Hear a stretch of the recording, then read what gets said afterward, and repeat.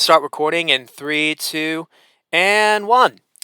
All right, and welcome back to the Reserve Squad Midweek Show, a soccer podcast covering all things in EPL from a bench perspective.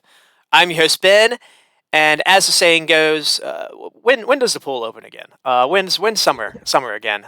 Because this season is a wash, and that's all I'm really thinking about right now. Maybe a beach with some sand, and I feel like that's what most of the players are thinking about on this team, to be honest, and staff as well. It's not just the players, and I do mean staff, and not just Klopp or his assistant coach Pep Linders.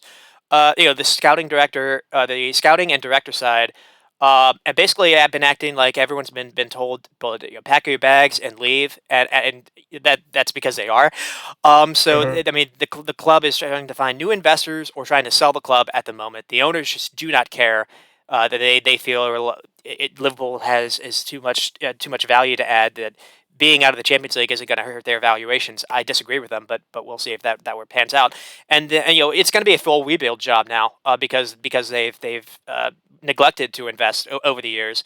And before you do a rebuild, you're going to need to bring in a technical director or a football director. And so that really needs to be the first thing that they do. And hopefully they do this before the summer. But we'll see. And I think I saw Monaco's Paul Mitchell is rumored to be potential candidates, and he has built impressive teams at Monaco and Southampton. So I'll be looking forward to that. And I just wanted to kind of get that out there. And then I am joined by my co-host Rex, who I think is very much not thinking about the summer right now, and he's set to enjoy his winter and spring football. So, how you doing, Rex? I'm doing well, man. I am thinking about the summer. I hate winter, but at least we do have soccer. We're talking about, American football coming to an end, and basketball. It's pretty much done in April, and then after that, we really don't have anything except we do have soccer until well into May, thankfully. So, I'm looking forward to it, but I'm still nervous, Ben. I think your brother, he's an Arsenal fan. He's the same way. It's been like 20 years, so I don't know. I don't want to get too excited and then have it all fall apart. We thought we had Champions League last year, and I got excited about that, and then we kind of bottled it, and you have to deal with the disappointment. So I'm trying to keep things all in moderation and not get too excited, Hmm. and not get too nervous either. But I don't know. It's going to be close. We lost to City. I still don't know if we can beat them in the league. We'll see. And then got some transfers to talk about too, which is exciting. So it's good to be back, Ben. Yeah, I mean, one thing to kind of add on that is the actual like season, the journey is a lot of fun. Like whether or not, yeah, when Liverpool lost, I think I've said this before. When Liverpool like won the league by like 20 games.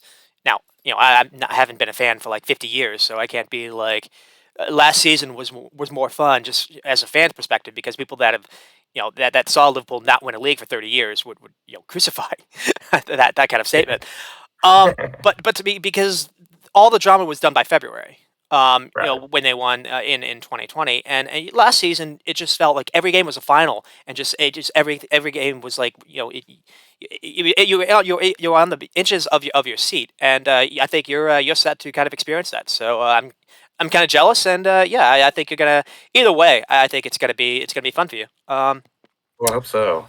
And so we'll stick with what we've done in the past. So we'll do a story of the week. We're gonna go run down a little bit what happened in the transfer window, and then kind of we teased it off a little bit last week. We're going to we're gonna do we're going to pick the seven relegation clubs that we're looking at, or the seven teams to maybe look at where we're a little worried about them. We did top 10 last week, and we're going to maybe cover seven of the remaining this week. And I mentioned the three that we weren't going to cover last show, which was Villa, Leicester, and Palace.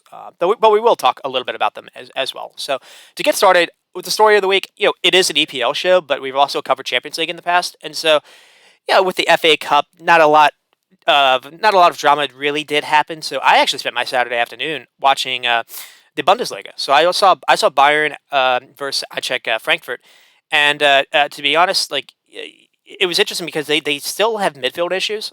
They played Kimmich as a lone DM, and I remember that happening last year, and I remember that not working. Like, I feel like that's the reason why they lost to Villarreal.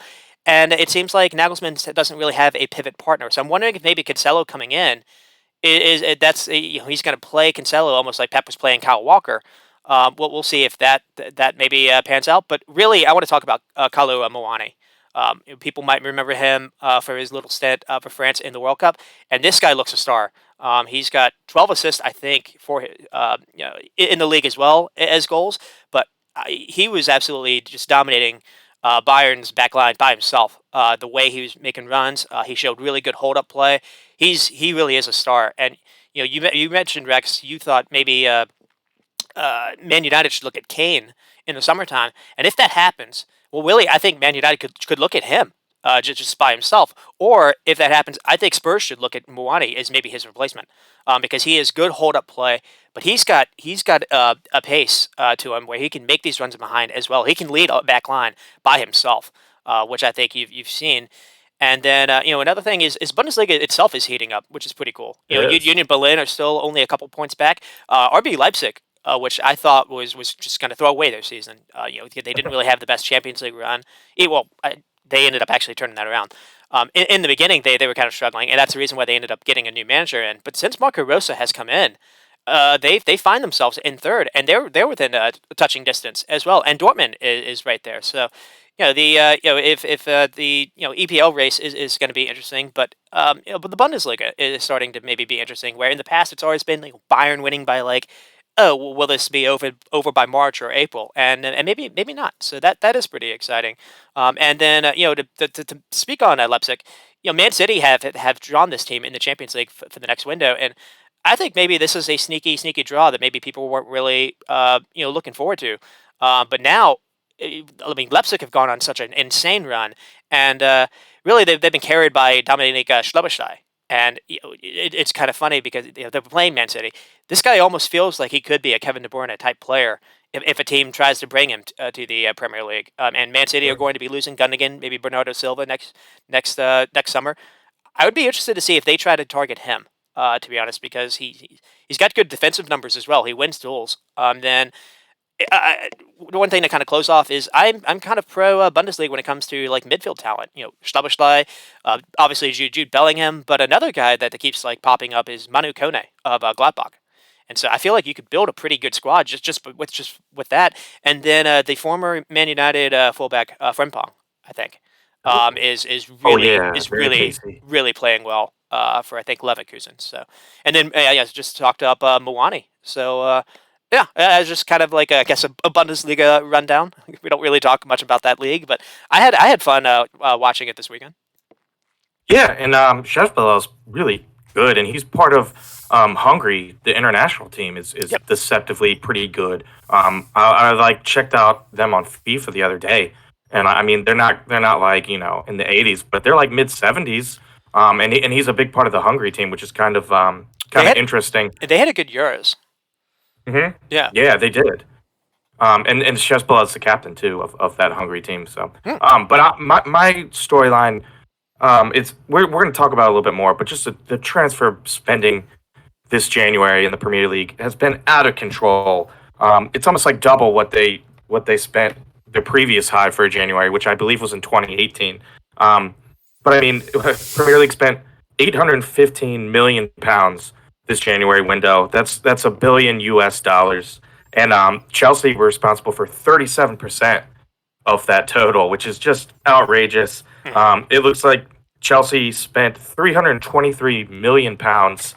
That's what they spent. The actual net with selling a few players is 291. So that's still outrageous. And I mean, they've spent more than all the leagues combined, all the major leagues, Bundesliga, La Liga, Serie A, and Liga 1. And I mean, it's just crazy. I got the top 5 spenders in the Premier League, and this is net.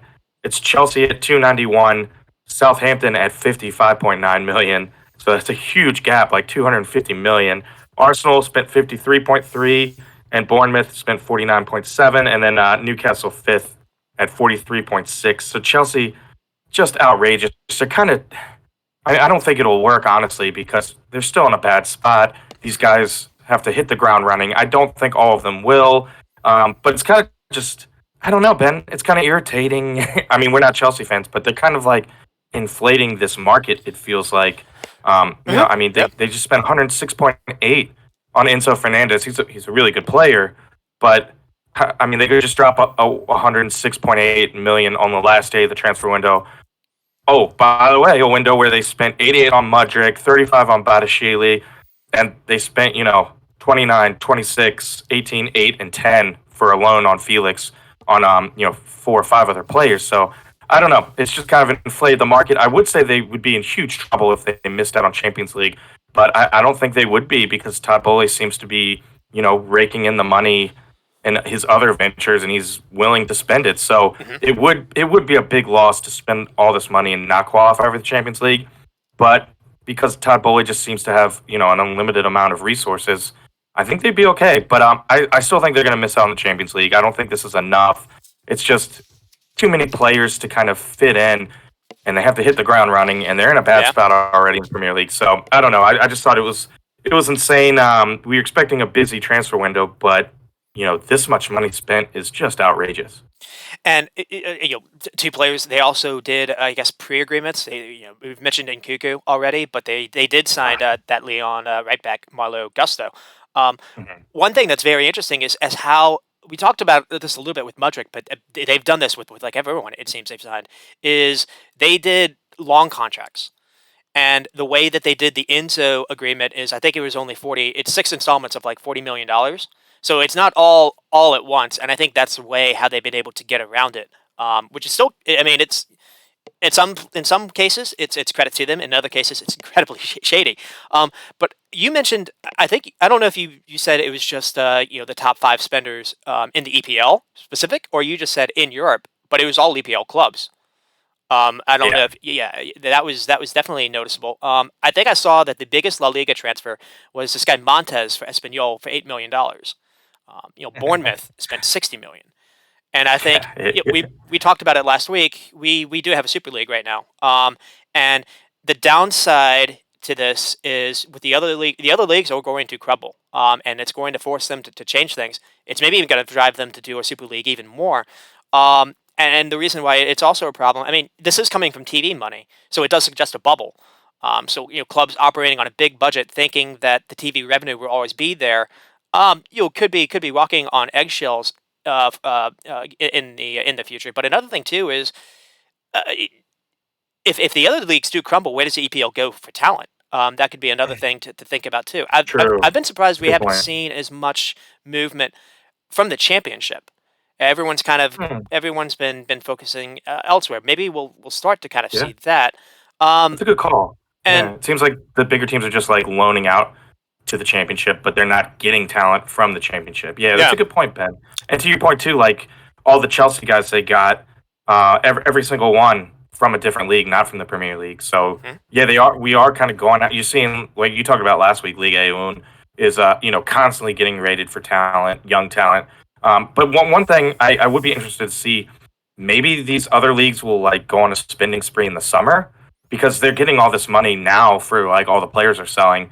Maybe we'll see them spend in the summer, but like you said, they're gonna have to. I mean, otherwise, what are you gonna see? Just like Premier League teams winning Champions League all the time because they're the teams buying the talent. So yeah. it'd be interesting to see like what happens in the summer if they will invest some of that money that they got this January. I mean, so many clubs are running on debt, and COVID really did hurt them. And the way the EPL's been different because they have that TV revenue that is different. And in some cases, and this is where I'm going to not necessarily be as rosy for these other clubs because it's some ways it's your own doing. I mentioned that last week. The way that Spain decided to do TV revenue, they allowed Barca and Madrid to basically have like 90% of the share between those two clubs. So that left scraps for the others. And like the EPL, the reason why the EPL is compelling is it is top to bottom really competitive.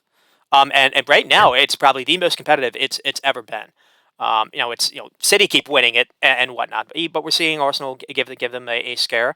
But just in general, I can't remember. Yeah, if I was a team that was close to relegation, if I was Brentford, I'd be kind of scary seeing what Bournemouth and Forest are able to do. Um, Yeah. and another thing too is just I mentioned how maybe it was because of the English language being a barrier, and maybe that was like a built-in advantage. But when you look at the reason why they're dominating is because they're dominating markets in Asia and Africa. And so you think of like League On, there's a lot of countries in Africa that are like French dominant or French speaking. You figure maybe they could have kind of made inroads that way, and they didn't. And so a lot of this is just a lot of these clubs or a lot of these leagues did not plan ahead and did not expect the EPL to be able to create this kind of dominance. So You know what there's else? some of that as well. You reminded me like it's kind of like I don't know, maybe like 10 years or so ago, we kind of saw like these Premier League teams start to do their like preseason in like in Asia or in Africa. Now they're Hmm. starting to come over here, but that was like a way they kind of like expanded their brand. Just to be able to like go to training if you are a Liverpool fan in Asia and they come. You can see them play like your local Asian teams. You get to see them training. It's a great way to like expand your brand. And I don't really see a lot of other clubs really doing that. And now like Premier League's coming over to the United States and doing preseason as well. So Yep. they're always looking to expand their brand in any way they can. And this was something like I noticed like 10 years ago they really started doing. So I don't know. I think that helps a little bit. So I don't know if maybe some of these other leagues and teams will take a page out of that book. I think they're starting to already, but that could help too. But then, like you said, like the TV revenue for the Premier League is just ridiculous compared to like any other league. It's insane. So they're always going to make money that way. Yeah, and like I'm so you mentioned how teams have been going over to Asia, and the only thing I can think of was maybe like the Audi Cup, which I think was played, I guess, in Germany at Bayern Stadium. Um, And the only other thing I can think of is La Liga has tried to do the Copa del Rey and their other like league competition in Saudi Arabia or in the Middle East. They've tried to kind of expand a little bit that way, and I think La Liga even is trying to get a La Liga game in the MLS or in the US, which would That'd be be cool. interesting. Um, Yeah, that would be cool. so it does And they're seem starting to get like new deals, right? Aren't it they it on? does seem Didn't they they have a? recognize Don't that. they have a deal with ESPN or something? ESPN Plus, something like that. That I can't say. I thought they maybe they used to, and Yeah. now it's Bundesliga. I can't remember, but Well, I mean, yeah, La Liga's got it is with ESPN Plus. Yeah, mhm.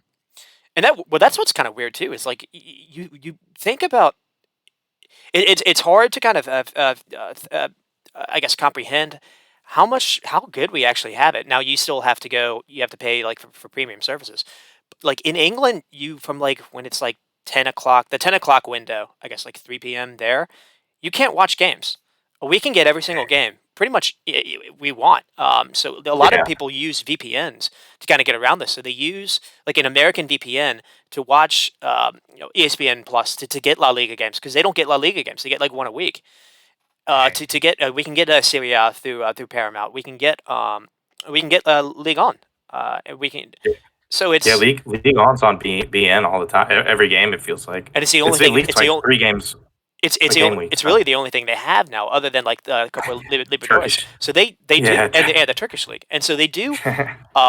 You have to have a BN subscription, but they do offer if you have it, you do get a lot of games in that league, and yeah, it's just it's just something you don't really think about. Like as an American, we actually do have a decent way to watch soccer these days. When it used it's to just completely be different growing up. so hard. Yeah. Yeah, it really did. So hard. Yeah. Yes, I remember.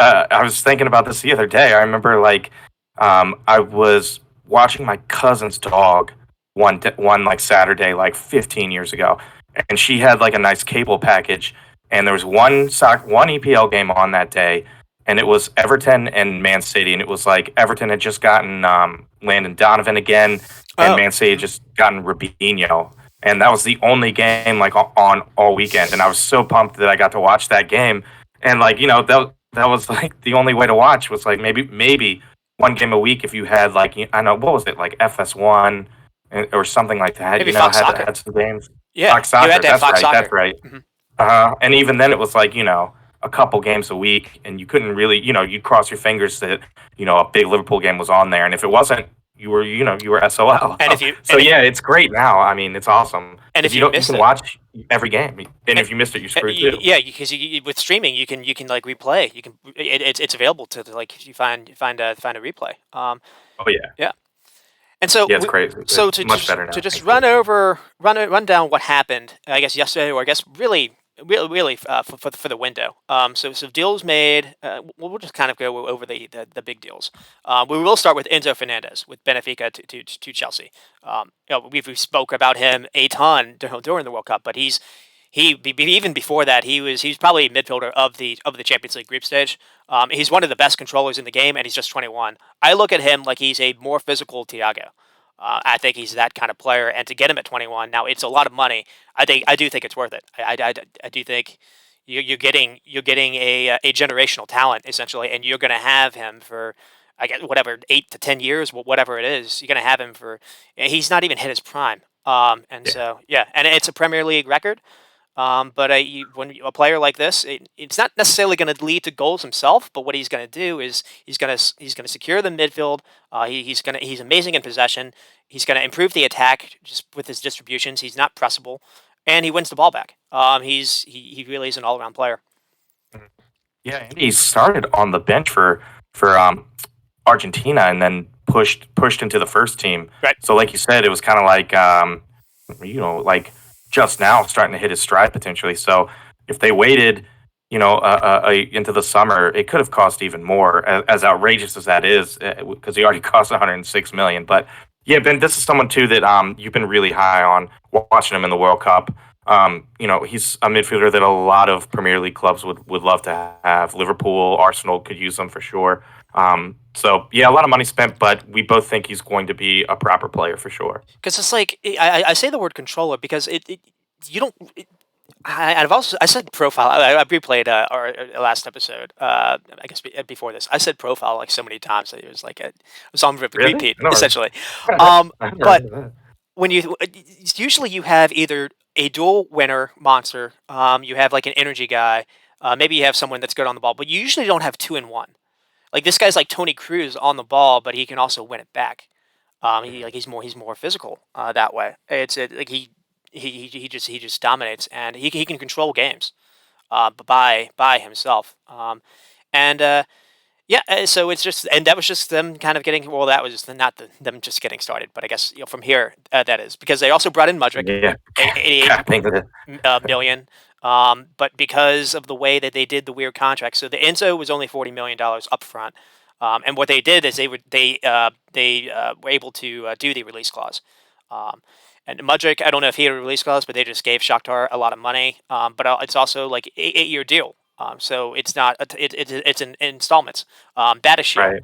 is an interesting player as well because it felt like I don't know if Potter wants to do three in the back, but if he does, he needed that kind of defensive help. We talked about their defensive their center back health and quality, and it was kind of lacking a little bit. So this will help them maybe move on from Thiago Silva. They still have Wesley Fofana to come back, and they have Levitt Colwell next year. Malo Gusto for next year to maybe give some cover to Reece James. Noni Maduke or Maduke is a winger, winger from the Eredivisie, but you still have Sterling, so I don't necessarily know what the plan is for him. You're going to bring in Cuckoo next year. He can play on the right wing as well. David Teo Fofana, a striker for 8 million. Felix on loan, as you said, and then Andre Santos, who's a midfielder as well. And I don't really necessarily know what the plan is for him, but it's Yeah, me neither. just kind of put it to the board. Spent 18 million on him, so more than Jorginho cost.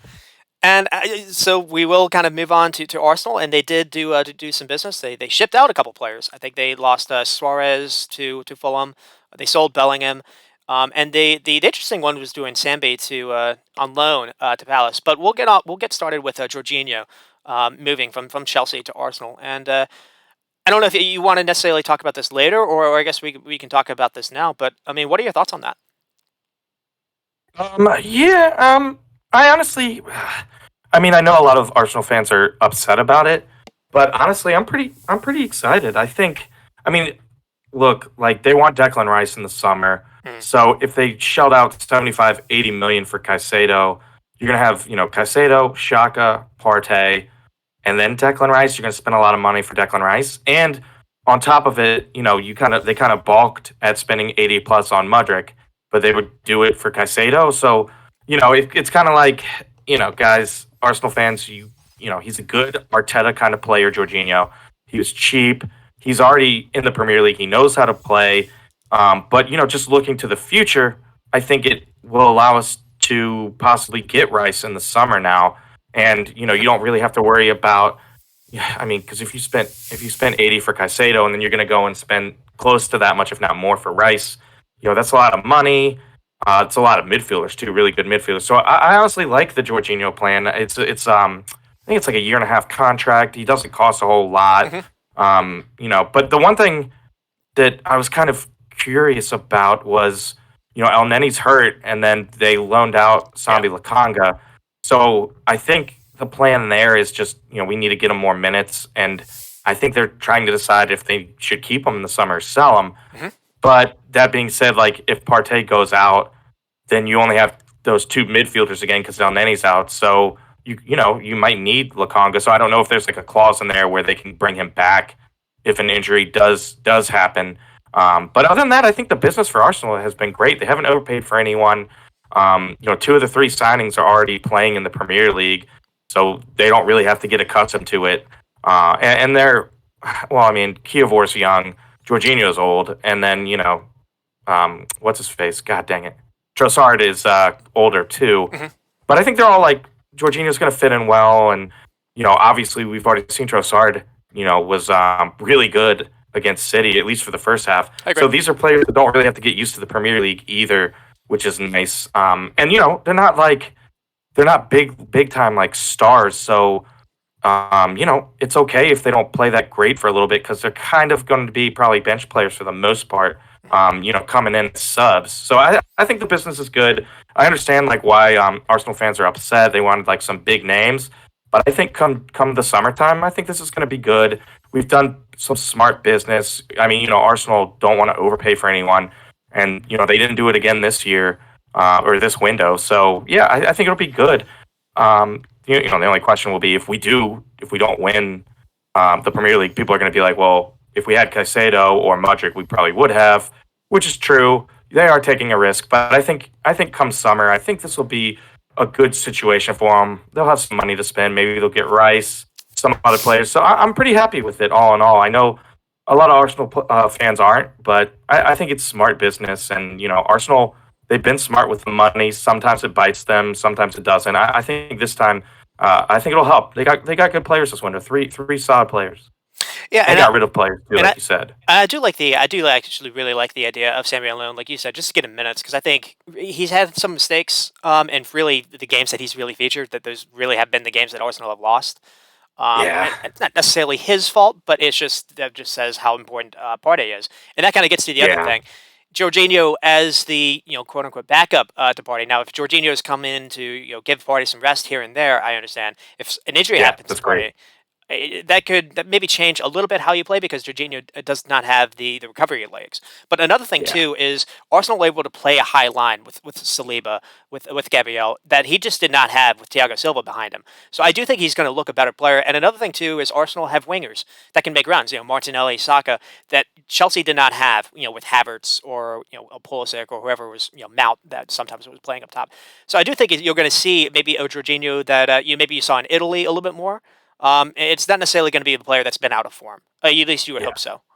So yeah. And there was an interesting quote from Arteta earlier this week that was basically, I think it was kind of cryptically talking about Lakanga, but he basically said, I have a lot of number eights, and I really want like another good number six. So I think it's kind of like Sambi Lakanga maybe does want to play up a little bit more.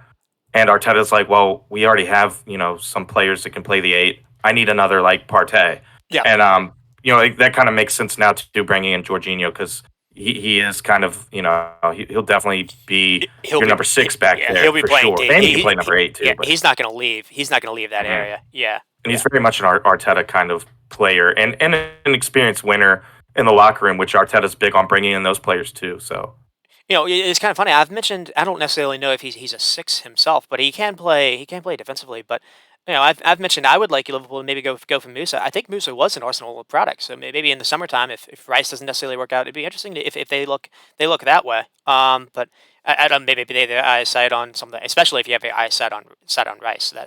That's a different player. Um, yeah, I mean, we'll move on. Cancelo moving to Bayern. We'll get to him. We'll get to him later in the show. surprising. That was a bit of a surprise. But Yeah, maybe you've got some tidbits to bring on later. Maybe it wasn't a surprise. Maybe there's something brewing in the background. This was a shock too. Anthony Gordon going to Newcastle. Now, Yeah, poor Everton. now, right, because Everton thought they were going to get Danjuma. Everton thought maybe they were in the game for Kamaluddin Sulemana. Southampton beat them to that, and Everton have now they didn't bring anyone in. They've replaced their manager with Sean Dyche, who maybe is going to play a little bit differently, so it could take some time for that. I'm worried about them a lot Me because they were too. already struggling in attack, and frankly, Gordon would have been, I want to say, a really good Sean Dyche player. You get the ball into the wing, maybe do a cross to Calvert Lewin, just kind of play that way, and get Gordon for his faults does have pace to him, which is that is valuable. Newcastle obviously sees that's valuable. So to give them away and to not bring anyone in was weird to me. And another thing too, to speak on Newcastle. I don't necessarily know if you needed Gordon. I mentioned how their wide play, the wide options on the bench for like Jacob Murphy. But another thing too is I feel like had they picked Conor Gallagher instead of Gordon, which I think was valued about the same time, gone to Chelsea. Chelsea need to offload some players anyways. Everton was trying to get Gallagher too. I saw a couple days ago. So I think another guy Gallagher they would have missed on been. as well. I think Gallagher Oh, he, needed to leave. yeah. Yeah, it's just I miss watching him play every day, like he did at Crystal Palace. he's a pressing engine, and he's very good at when he gets the ball in the box. He makes runs into the box, and he's very offensive minded, and he's got a great shot to him. He leads to goals. If Yeah. you're a team that's struggling for midfield goals, here's a player. Um, and then, speaking of Spurs, Spurs brought in Dan Jima, so they hijacked that Everton deal. They brought in Pedro Porro, which is a very interesting signing. So I guess Emerson Moyle maybe goes to the bench. They loaned Jed Spence to Reims or Rene. And so, immediately Pedro Porro is going to come in. And, I guess they played Sporting in the Champions League, in the group stage. So maybe they saw firsthand, hey, this guy has a really good Right. delivery on him. The way Conte plays his wingbacks, he needs them to be good. It can't just be Kane. So Porro's got good delivery. So we'll see how that works. Did you hear about Conte, by the way? He No. like I think he had to have like emergency surgery or something, or Oh, he had to go to the hospital. no. Yeah, I think he's okay. I think he had. Well, I'm gonna Google this while I'm talking. I think he had like stomach pain. Hmm. Let me see. Oh, okay. He had to have his gallbladder removed. Damn. Hmm. So I don't know if that'll. That's not a fun surgery. I, My brother had that. Um, really, my mom too. Yeah, it like still you have to like once your gallbladder's gone. I think you have to like you have to really change how watch what you you have to eat. change how you eat. Yeah. Yeah, like lifestyle change your diet. Yeah. Yep. So I think it'll be okay, but he's definitely gonna be. Oh, he has cholecystis, whatever that is. So Any kind of greasy food can like act yeah, you you up. can't do that. Mhm. Let's see. Well, they play the 5th and the 11th, and they haven't confirmed if he's going to miss that or not. But yeah, I don't know. Just Chelsea reminded me that I saw something about that today. Hmm. Yeah, I mean, if it's just gallbladder, you can definitely recover from that, but hopefully not anything else. Um, to kind of continue, this one was a shock a little bit until you found out that Ericsson is out for a little bit as well.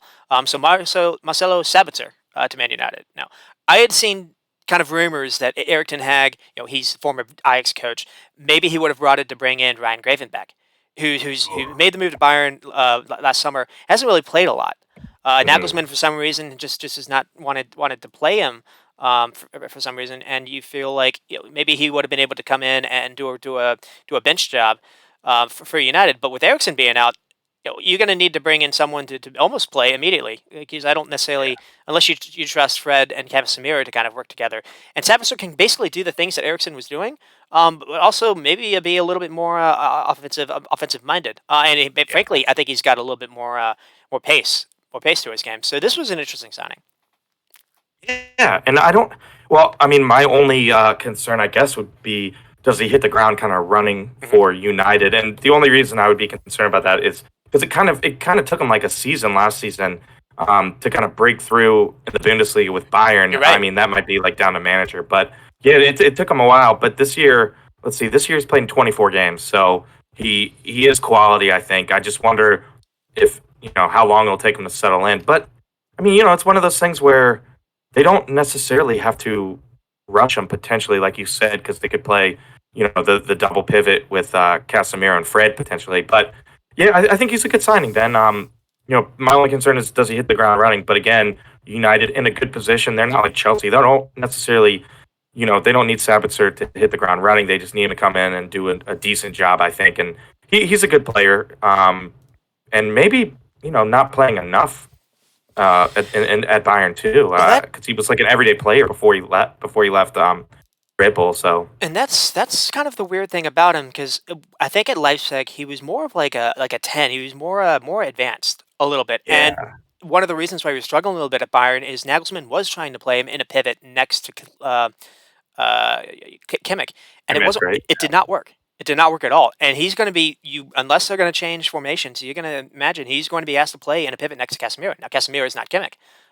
Casemiro maybe a little bit more defensive minded. So maybe it'll work. But they are entirely reliant on Casemiro kind of lasting the season Here we go, Ben. for this one Okay. on. So let's see, 24 games this year for Sabitzer, and 21 of those have been as a CM, and only one as the attacking mid. So Mhm. yeah, I don't know. Yeah, but a little bit of versatility. He's also played left back for a game, so Interesting. that'll help Ten Hag too. A little bit of versatility. Mhm. And maybe he could play. I think at Leipzig he did kind of play at wide. So maybe I think so. instead of trying Bruno, he's somebody who's tried Bruno at right wing. Like Anthony's not working out. That's kind of been the one maybe bust. Yeah, I want to say bust signing. That's been the one maybe like where Ten Hag was kind of too close to his Ajax days. yeah. Um, He seems to be like a one track kind of player, really and does. also He cuts inside, wants to get it on his left foot. yeah, and people have been hammering him like when I was watching Manu, I think it was like the Reading game. The announcers were basically like, "Yeah, when he's supposed to shoot, he passes. When he's supposed to pass, he shoots." So he has been kind of getting hammered. But for a young guy, first year there, I mean, not terrible. But I mean, yeah, he could end up going down the bust road. But yeah, we'll see. But I don't think Savitzer will be a bust. I think he'll at least be a solid player for them. I mean, it's just the thing I see is it's hard. I feel like it's hard to get used to how Bruno plays because Bruno just doesn't really have a position. Yeah, And so, Ericsson was able to adapt to that, but it took him some time as well. it did. Good point. So Yeah, it took him a yeah, couple well, games for we'll sure. we'll see how this works out. I'm surprised they didn't try to do other stuff, but like you said, maybe they've got some money stored away for a little Spurs signing. I like that idea. Um, and then Fulham made some signings. So they brought in Cedric Suarez, which was interesting. Man City was weirdly linked to Anthony Robinson. Yeah, Last I second. saw that. So Uh-huh. I'm kind of glad that move didn't happen because he plays every day at Fulham. I don't think he would play every time at City. Yeah, And definitely they not. brought in a midfielder, Sasa Lukic, a Serbian international. He did play at the World Cup, and Mitrovic, international teammate, so he knows him. So yeah, sometimes when Fulham play, they don't necessarily pass. They aren't necessarily able to keep possession that much. And this guy's a passing midfielder, so we'll see maybe if that works out. And then I called it the bottom seven, but Leicester did some business on the final day, finally. So they brought in Harry Suter, a center back. He played for Australia, so we saw him. We saw him versus Messi for people that remember that game. He is a giant. He's like Yeah. 6. He looks like a FIFA created character. Well, because Argentina were all like small, and then he was just like he really did stand Well, out. the other guy you're going to talk about too. I was watching the Deadline Day like special thing on Sky last night, and they're talking about him, and they said how big he was, and then they put a picture up, and I was like, holy shit! The next guy you're going to talk about is like a NBA player in terms of like he's like Peter Crouch out there. So yeah, when you talk about him, like if you're listening, Google him because he's even bigger than you think. It's crazy. And yeah, I imagine the guy from Gank. Yeah. So to stick on Leicester, this was interesting. So they shipped out Ayoze Perez, who just really hasn't really found himself having fun since moving Yeah. to Newcastle. They brought in Tete, a winger that I think was at Lyon, but I think he actually is a Shakhtar Donetsk player. Backdoor. Yeah. He's going to give him a little pace to him that Harvey Barnes or sometimes they played Madison kind of on the wing. It's just been Vardy or Daka kind of playing by himself, and that's the only one to make a run. This guy will offer a run for them, so that'll open things up maybe for Madison to kind of work again. And then they brought in a left back, Victor Christensen. from Copenhagen. And the reason why this is big is we mentioned it before. James Justin is it's a season-ending injury with his Achilles, unfortunately, and they were scant a little bit at left back because I think other than him, it was Ryan Sessegnon. Wait, no, Ryan Bertrand. I Mm. think it just hasn't worked out. That's been a bit of a bust signing, and they're reliant a lot on I forget his name, but Tanya, right? Luke Thomas. Is that it? Oh yeah, yeah, Luke Thomas. They're Yeah, they're very reliant on him, so it's he's and it's he's good to young. bring in someone else. And then Southampton had some fun. So they brought in Carlos Alcaraz from Racing, who didn't necessarily have his best game yesterday, but I thought he played really well in his first Newcastle game. Um, and then they brought in a winger that I've actually mentioned on the show a couple of times, in Maladine Sulemana, who is a 1v1 beast. He reminds me a lot of Mane, and it's kind of funny that he's going to Southampton because that's where Liverpool got him from Huh? Southampton.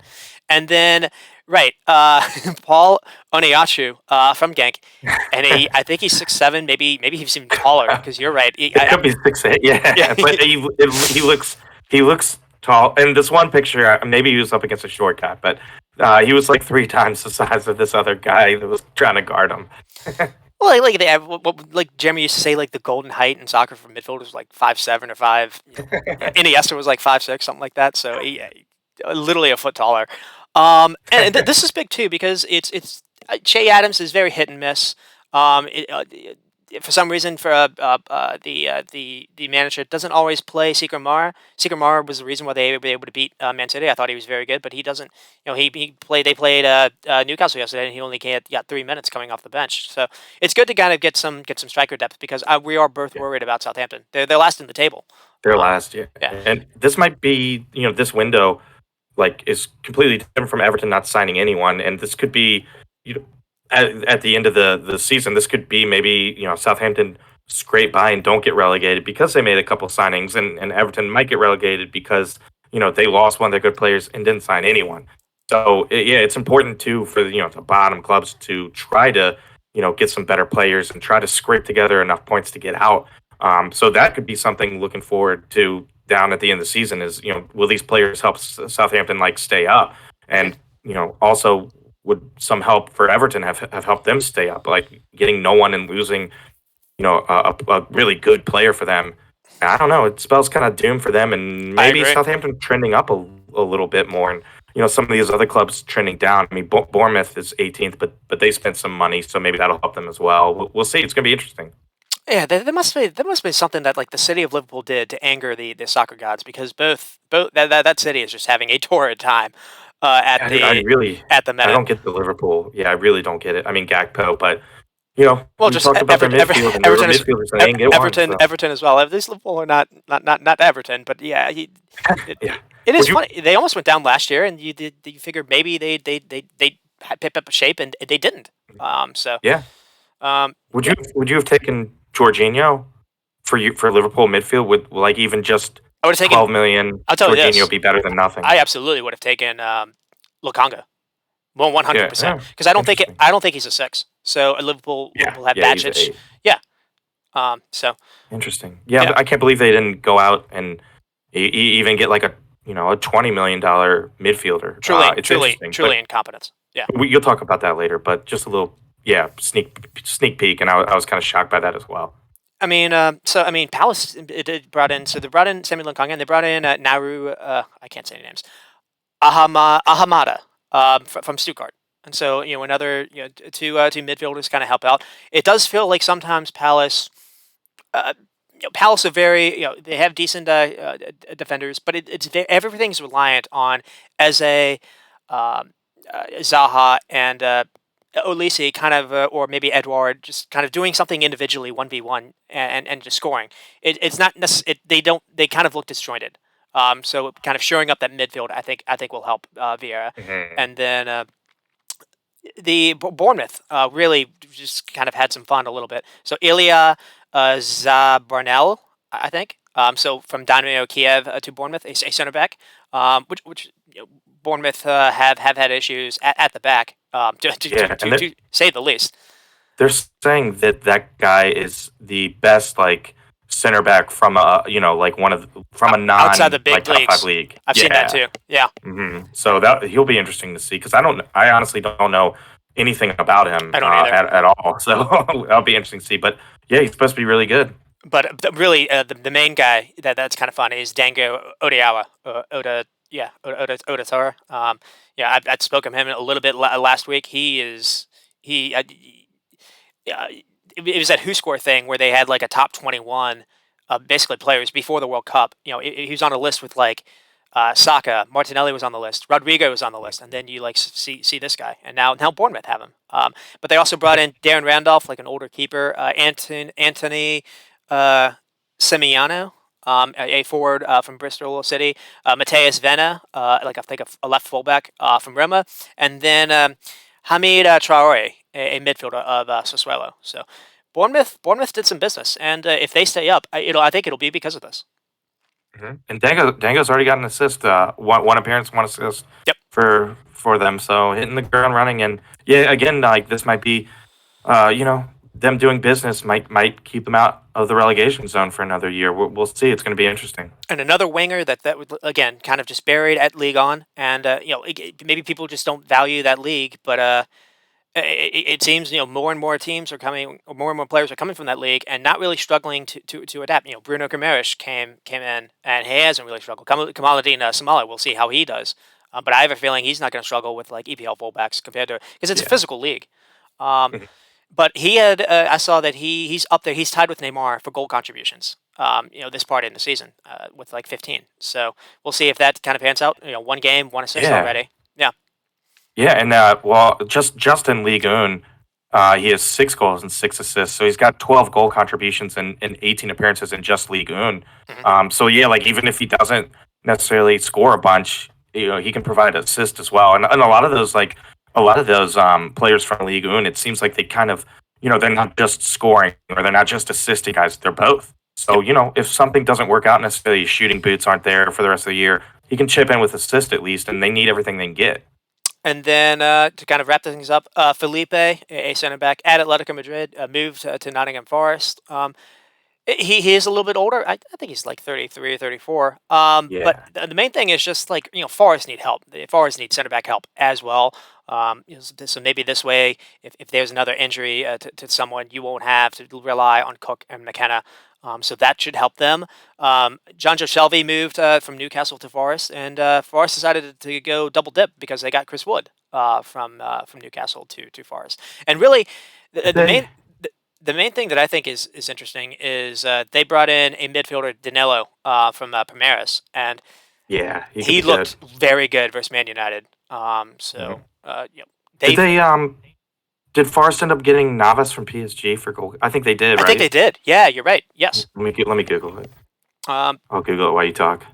and I guess that's kind of weird. Is there an injury to? Did they not like Henderson? I was I I don't was I was know. surprised by that. But Yeah, they did. They signed him on loan. a So veteran, I don't know. Weird. veteran Yeah, keeper, like and then Willie supplant Henderson. That's a good question.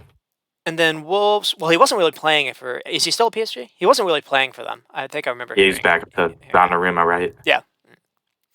And then Hmm. Yao Gomez, a defensive midfielder at Wolves from I think Fluminense, one of the Brazilian leagues. Fluminense or whatever. And Yeah, something like this that. is funny because this is a player I've actually mentioned that Liverpool maybe should look at, and here Wolves are able to kind of sign him. But what's interesting to me here is I didn't necessarily think Wolves needed him. I think Wolves needed to add goals this window, and they've added Mateus Cunha. I think they probably lost Sarabia, but that's it. So maybe when Neto returns from injury, that'll help a little bit that way. But it is very reliant on either Cunha, maybe Jimenez finds form again, or Douglas Costa, or Diego Acosta. But that's really it. So I'm still a little bit worried about Wolves. Oh, here we go, Ben. So apparently Dean Henderson is injured and he's going to miss about 4 to 5 weeks. But Yeah. it hasn't gone down well with Ten Hag, and Ten Hag was actually thinking about recalling him from his loan anyway, but decided not to. So I don't know, more interesting things there, but 4 to 5 weeks for Nottingham. Yeah, I No, think that you makes can't. sense to pull the trigger on a loan. Yeah. Anyone that's basically at like 10th or no, at a 13th or 12th, really, you're within like 5 points from being into a fight. So that many Yeah, games, that many weeks, or that yeah, that's a long time. it's more than a month. That would Ooh, hurt you a lot. So yeah. that does make sense. Um, And to your point, they have 21 points, so they're only 4 points above the drop. So yeah, two games with your backup keeper, not Naves, you could be in the bottom. So yeah, good spending there. I mean, they've been spending money, but that was a good buy. And they Danilo too will be. I think he'll be incredible. He's another person that maybe Liverpool could have gotten. it's just frustrating. So yeah, I mean, I'm not a Liverpool fan, and I was still kind of like, there's so many guys out here they could have gotten for under 20 mil Right, that would have helped. right. Yep. So I don't know. We'll see what happens then. But yeah, I was getting frustrated about that, and I'm not a Liverpool fan, so it's got to be frustrating. And I really would just want to know why. I don't get it. Do they?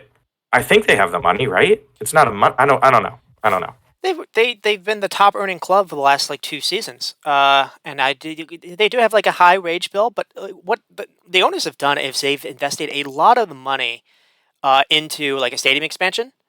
But Mhm. if you're going to sell the club when you bought it for I don't know, I guess a couple million, you're about to sell it for 4 billion, so 2 billion profit. That to me is shady because Yeah.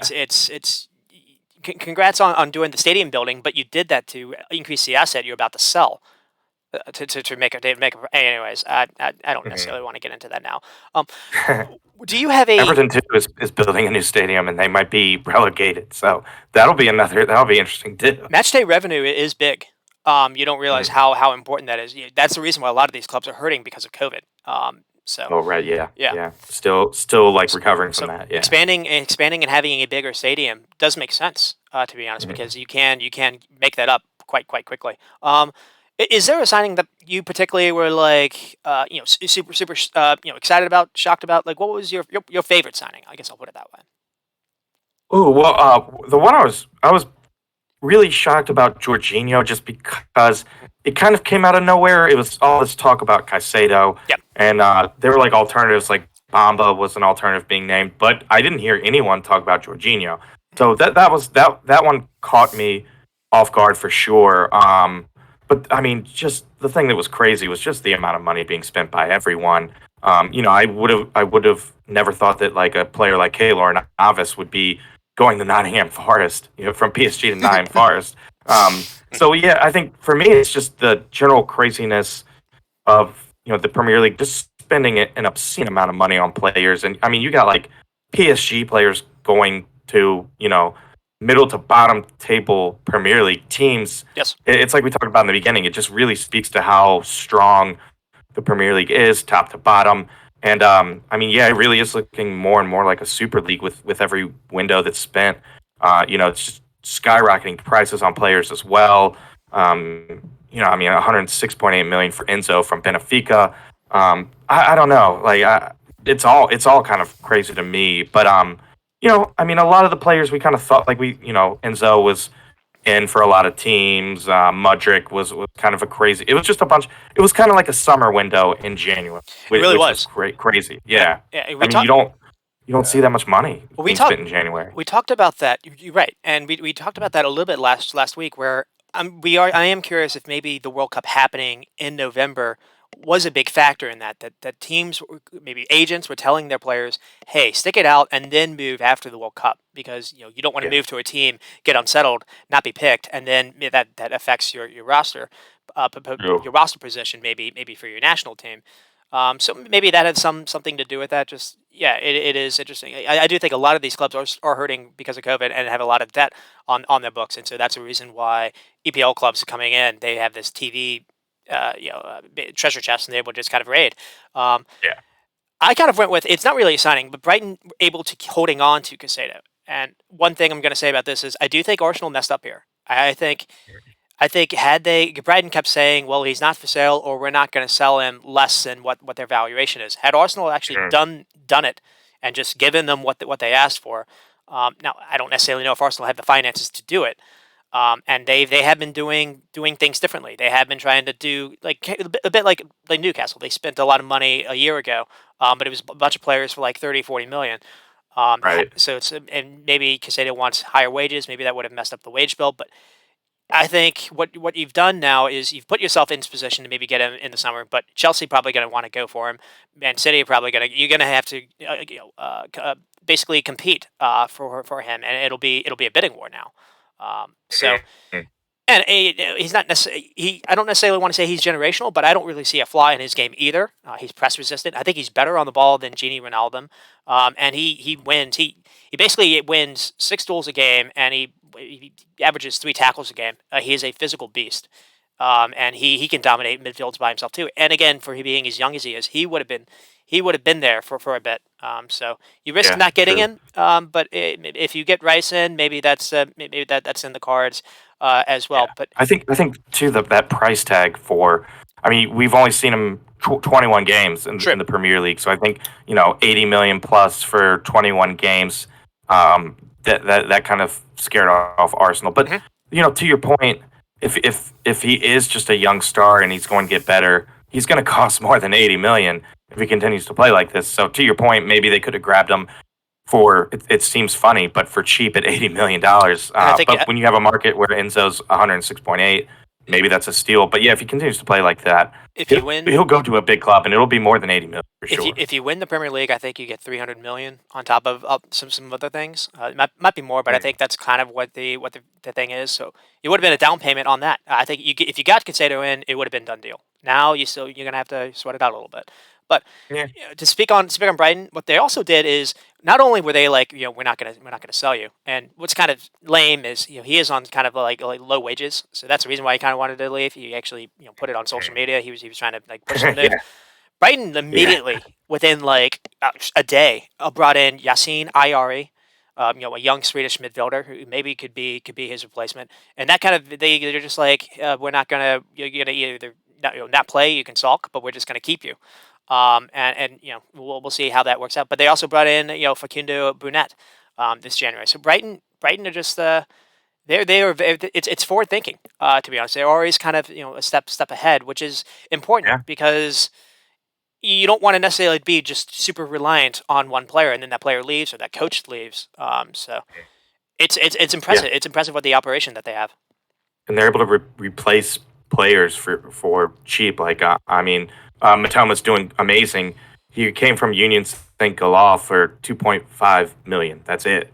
Caicedo's another one. He came from like the Ecuador League, right, or South somewhere in the South American I League think, yeah. for like 1.5 million. I saw. So yeah, they continue to do like just amazing business, and then they sell these players for huge profits. Cucurella is another one of those kind of guys. So yeah, they do an amazing job scouting these young guys and signing them for cheap. I mean, we didn't know who Casado was, to be honest, about a year ago. I think he had a really good game in April versus Man United, and then he had an amazing game versus Man United, to start the season. And he's just been kind of his stock has just been going up. But yeah, Casado came in and he was their Basuma replacement. We were all talking about Basuma Yeah. basically 2 years ago, and I think one thing I saw was Brighton got Casado for less money than what Liverpool did on loan for Arthur. So Wow. having good scouting is it's worth it. I would invest in scouting and then go into markets where I guess teams don't necessarily are. Matomo I think was in the Japanese league. So yeah, Yeah. yeah, And I mean, like, Brentford's kind of the same way too, where they lose Ollie Watkins and then they sign this guy from Peterborough, Ivan Toney, for cheap, and then look what he's done. And yeah, so yeah, good scouting it really does help. And sometimes you are scratching your head at like, how can Brighton how can Brighton find Matoma and Caicedo, but Arsenal, Liverpool, Man United can't? Or maybe they just they have a different kind of caliber player in their mind and they kind of just discount these guys because they're from the Japanese league or whatever. But I yeah, think it there really is a does. lot of It that, which helps. is not good. Hmm. And Yeah, just kind of agents. have your blinders on to certain leagues, and not the top leagues. We're not going to really look at you, which is a mistake. And I guess I don't know who the scouting are, but sometimes the clubs have had dealings with agents, and so they won't even look at a player if they're linked to like a certain agent. So True. Yeah, bad the experiences. relationships matter as well. But Mhm. the last thing to kind of say on this is the spending that Chelsea have done is different. I don't think we've seen this something like this before. And what's funny is you don't want to necessarily say you would look at the oil clubs to do this, but we didn't see this from PSG. We haven't seen this from City. We haven't seen this from Newcastle. So I don't know if in the future we will, or if this is just something that maybe even those the oil owners can't keep up. Yeah, So yeah, that's just kind of a lasting point. true, because that it's just a ton of money. And then let's see, we're at an hour, so we'll go do a quick FA run up, and we'll try to fit in the relegation clubs. If not, we'll hit that I guess next week. I don't know, Yeah. because I do want to talk about this a little bit more. So Man City did play Arsenal. This was a game that there was a lot of hype around. Obviously, these two teams haven't played this year. It's Arteta, a former Pep assistant. There was some drama there. Everyone remembers in the summertime they brought in Jesus and Zinchenko from City to Arsenal. And so, yeah, there's just a lot of reasons for a lot of build-up. And unfortunately, unlike with the Man United and Arsenal game, this game fell flat. Man City did win 1-0 with a goal from Nathan Ake. A bit of a scrappy goal. It comes from basically Laporte has a really good pass. Laporte had to come on in the second half, I think, for like Stones being hurt, and he came on and had a very good pass to Julian Alvarez. Julian Alvarez found a little space. We'll get to this. Like Sammy Lokonga messed up here. And lost his run. Alvarez gets the ball in space, turns, and does what no City player had done to that point.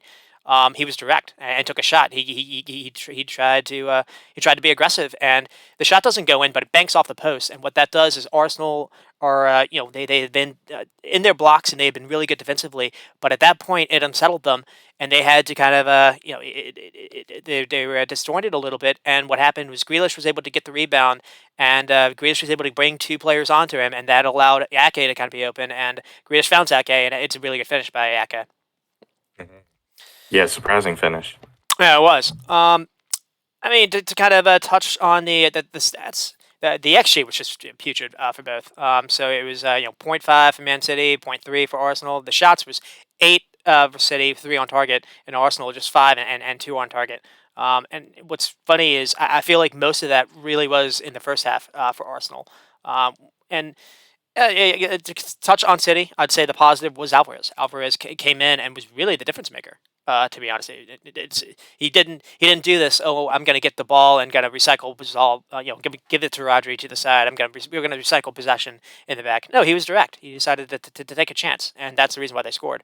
Um, the concern I would have is John Stones did do something to his hamstring, and I think he's gonna miss either the first game versus Leipzig or maybe even that tie. And I think that could be really really troubling. But what's interesting too is Pep has started to play Rico Lewis almost as a midfielder, and the Yeah. thinking here is I think what they do is because Holland isn't like what Pep's had in the past. Holland is a striker, and he's not going to come deep.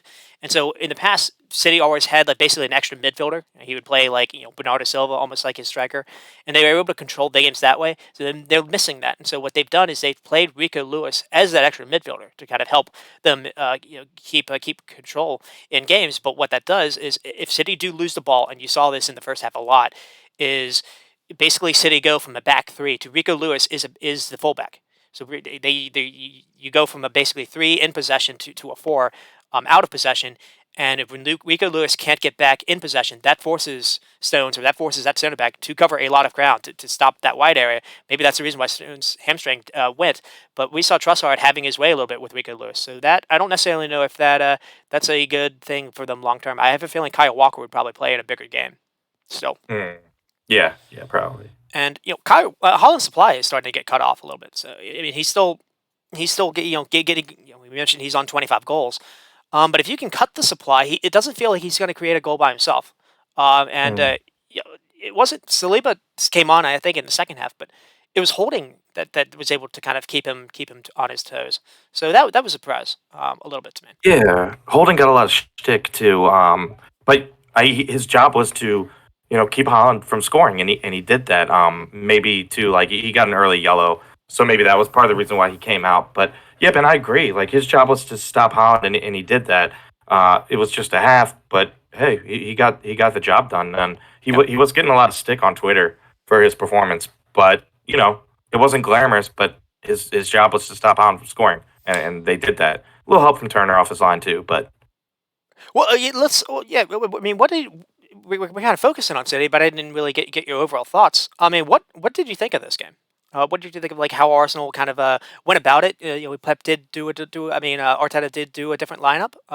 It almost yeah, worked a out. lot of It's changes. yeah. Yeah, it was a lot of changes. I think he made 6 changes. Mhm, And Trossard was amazing in the first half for sure. mhm, I don't know. I think this game they just like lacked a little bit of continuity. I think like Odegaard not in to start. mhm. That's a huge miss because he's been like he's like the metronome, the player, like the team metronome. He starts the tempo, and without him, it just kind of it just looks a little off. It I just agree. doesn't look quite like we're used to. I think it's kind of, I don't know. I got the sense it was kind of like, oh well, we're still in bigger competitions, like the Premier League. So I think they would take losing, to City in a cup. They'd take that if they win the Premier League. So it was kind of like one of those things I think where they're like, we're not happy that we're out, but in the long run, now we don't have to worry about these games, and we can kind of just worry about the Premier League or Europa League to a lesser extent. And you don't have to worry about like we saw Partey get hurt. Thankfully, it's just like a little rib thing, Yeah. but these games they take a toll on players too. So it's just I think one less thing Arteta has to worry about, one less competition. That it's nice if you go far, and then you can kind of dream about winning it. But at this stage when you're at the top of the Premier League and you got Europa League still. I think there's just bigger fish to fry. Yep. Still, I think you want to win it, but just making 6 changes was kind of like an admission of I think we need to rest our players for bigger games. I mean, speaking of bigger games, I mean, you still have to play City twice in the league, as Mm. that's talked about a bunch. Do you think there was like a sense where Arteta didn't want to show City everything? Maybe there was Yeah, some of that in his hand because you're right. Like yeah, definitely. he tried to play kind of the same formation, but it's different. Tierney is different than with Zinchenko in, and you're right. Mm. Fabio Vieira is a different player than Odegaard, even though they're supposed to be kind of similar. They don't play similar. Um, Yeah, not quite as good as Odegaard for sure. because Trossard did have a good first half, but it was weird that final 15 minutes when Martinelli and Zinchenko were in, and Odegaard, it almost felt like it didn't show up in the actual stats, but it felt like they created a ton of really good looks that either City were able to kind of defend at the last second without a shot coming off, or maybe the keeper was really good at coming off in line and stopping it. But I thought I Yeah. did think they looked good that final 20 minutes. Yeah, and you saw like Zinchenko and Odegaard really like yelling at players, trying to get them in the right spot, trying to motivate them. So I think if Arteta really wanted to win this game, those guys would have started. Yep. But then you might have to rest them in a Premier League game. Mhm. So I think it was kind of like Arteta saying, well, if we can win this with some rotation, fine. But if not, at least our players get some rest, our starting players get some rest, and let's try to beat them in the Premier League, which is what matters more than beating them in an FA Cup game this early on. And Pep did the opposite. Pep wanted to almost make a statement, and to be honest, the statement he made is even with Arsenal making a lot of changes, there's not a ton of gap between the two sides. Like Grealish really didn't do much. He gets the assist. Um, Foden is out of favor, so it's not like Foden was rested or anything. Maybe an interesting thing was Nathan Ake kind of coming in and not playing. This will get to a question. Nathan Ake coming in and maybe basically replacing Cancelo, which is very interesting. But Ake gets the goal, and maybe he's seen enough to maybe make him and maybe him the left fullback going forward, and maybe Sergio Gomez will be the backup. But uh, I'm still skeptical that will work. But what is interesting is he did do a fantastic job shutting down Saka. If maybe there's a negative for Arsenal in this game, is Saka did not do his best in 1v1s. Yeah, that is true. He tried at least, but yeah, just it wasn't happening. And I don't know, maybe it's just an off day. Maybe he is a little tired, a little jaded. I don't know, but yeah, I would agree. He definitely wasn't as good one on one, and that's part of the reason I think why Arsenal just didn't have as many chances on the day as well. You had like Trossard dominating the Mhm. left side, but Saka not really doing much on the right. The air I thought was kind of invisible a little bit. Um, obviously Partey coming off in the second half completely changed things as well. But the Cancelo like being shipped out. You mentioned how you read something about him. Though I haven't even kind of heard this. So do you want to talk about that? Yeah, I don't know if it's true, but apparently the day before the Arsenal game, Pep basically told Cancelo, "You're not going to start this game," and Cancelo had a bad reaction to it. And this I forget what article it was, but Pep and him kind of squared off with Yao saying like, "I'm going to leave," and Pep basically being like, "Go, get out." Hmm. And so then a few days later, they ship him out to Bayern. So interesting. I mean, it's always been kind of weird because it just I want to say a season ago, maybe 2 seasons, everyone was trying to compare him to Trent Alexander-Arnold, basically calling him the best left back in the world. And what's funny is when they got him from Juventus, I thought he was right back, and he's never really had a left foot, so he plays inverted. But this year, with Cancelo didn't play with Grealish last year. Grealish Yeah, wasn't necessarily the starter. Now Grealish is almost like the starter every game, and Grealish doesn't really have a left foot either. So no one's offering width on that side. So basically, it almost feels like they're too uh, um, they're too much the same. They can yeah, play in the same spaces. And yeah. I would agree. what another thing that's kind of funny is I thought Cancelo maybe had the best game of really any fullback this entire season when they played Southampton, and that was the week before the Liverpool game. And I was like really worried. I was like, Cancelo's going to absolutely burn Trent Alexander-Arnold. And what happened was Pep was so worried about him for Salah defensively, he moved him over to the right. I don't know if you remember that. And what's funny is Salah still dunked on him, and Cancelo hasn't been the same player since. Yeah, yeah, he's been playing less and less, and it's probably a combo of that and Enrico Lewis, I guess. But yeah, it's a loan deal, right? So It, maybe there's still it's an expensive like loan deal. I thought it was like a lot of money attached to it. Uh, I think it is, yeah, and there is like a buy option I think at the end. So we'll see, but I don't know. It was kind of surprising, but I guess if you just looked at him playing less and less, and just made the assumption that he was getting upset, getting frozen out, that maybe it would come to this. well, he's going to be. I imagine he's going to be their right fullback. No more Yeah, Pavard stuff. No more no more Sakic, Pavard, whatever. Mazraoui Oh, out. Maserati is hurt, and So, Stanisic. I think was like the other backup. He's not going to mhm. play over Davies. So I can't imagine Right. you brought him in to just kind of be like Davies, backup. So yeah, he's going to be right fullback again, and I think it maybe makes Bayern a little bit more interesting, to be honest. So well, we'll see. We'll see how that works out. Um, we mentioned the Stones injury. Anything else you want to talk Yeah. about with Arsenal and Arteta? Um, No, no. I mean, I'm hoping that like anytime your team loses, you obviously don't want like a little streak, a losing streak to develop. So the Everton game will be important to kind of put that loss behind them. So it builds a little bit of pressure, but at the same time, you're playing Everton next. So looking for them to get back on track, hopefully. And so we'll move on to Liverpool and Brighton. This one ends 1-2. A goal from the first goal from Elliott. So many games where Liverpool have conceded first, they actually get the first goal, and it's a good goal. Keita wins the ball back immediately. Plays it to Salah. Salah makes a good run upfield. Passes it to Elliott, making a clever run ahead, and it's a good finish with his weaker foot. It's kind of funny. I talked about how I didn't like that front three versus Chelsea. It was the same front three. Elliott still, I don't understand why he's playing on the left wing. He scores this goal on the right. It was still a disjointed mess from the attack, but it was better. I will say that. And then the fun wasn't able to go to halftime, where Lewis Dunk was able to get I would say a well deserved goal for it to be tied at halftime. It's kind of lucky. There's a shot from Lamptey. I think it's a deflection. I think Dunk actually means it. So to be Yeah, fair to him, but yeah, it's another case of Liverpool not being able to handle a corner kick, and that's been a bit of a theme this year as well. No Virgil van Dijk this game, maybe that factored in, maybe not. I can't say. yeah, And could have. then Matoma is able to win it at the end. It's absolutely brilliant by Matoma. It's and but I don't want to talk about that. We'll talk about that later. What I'm gonna complain about is Andy Robinson. It commits a stupid foul.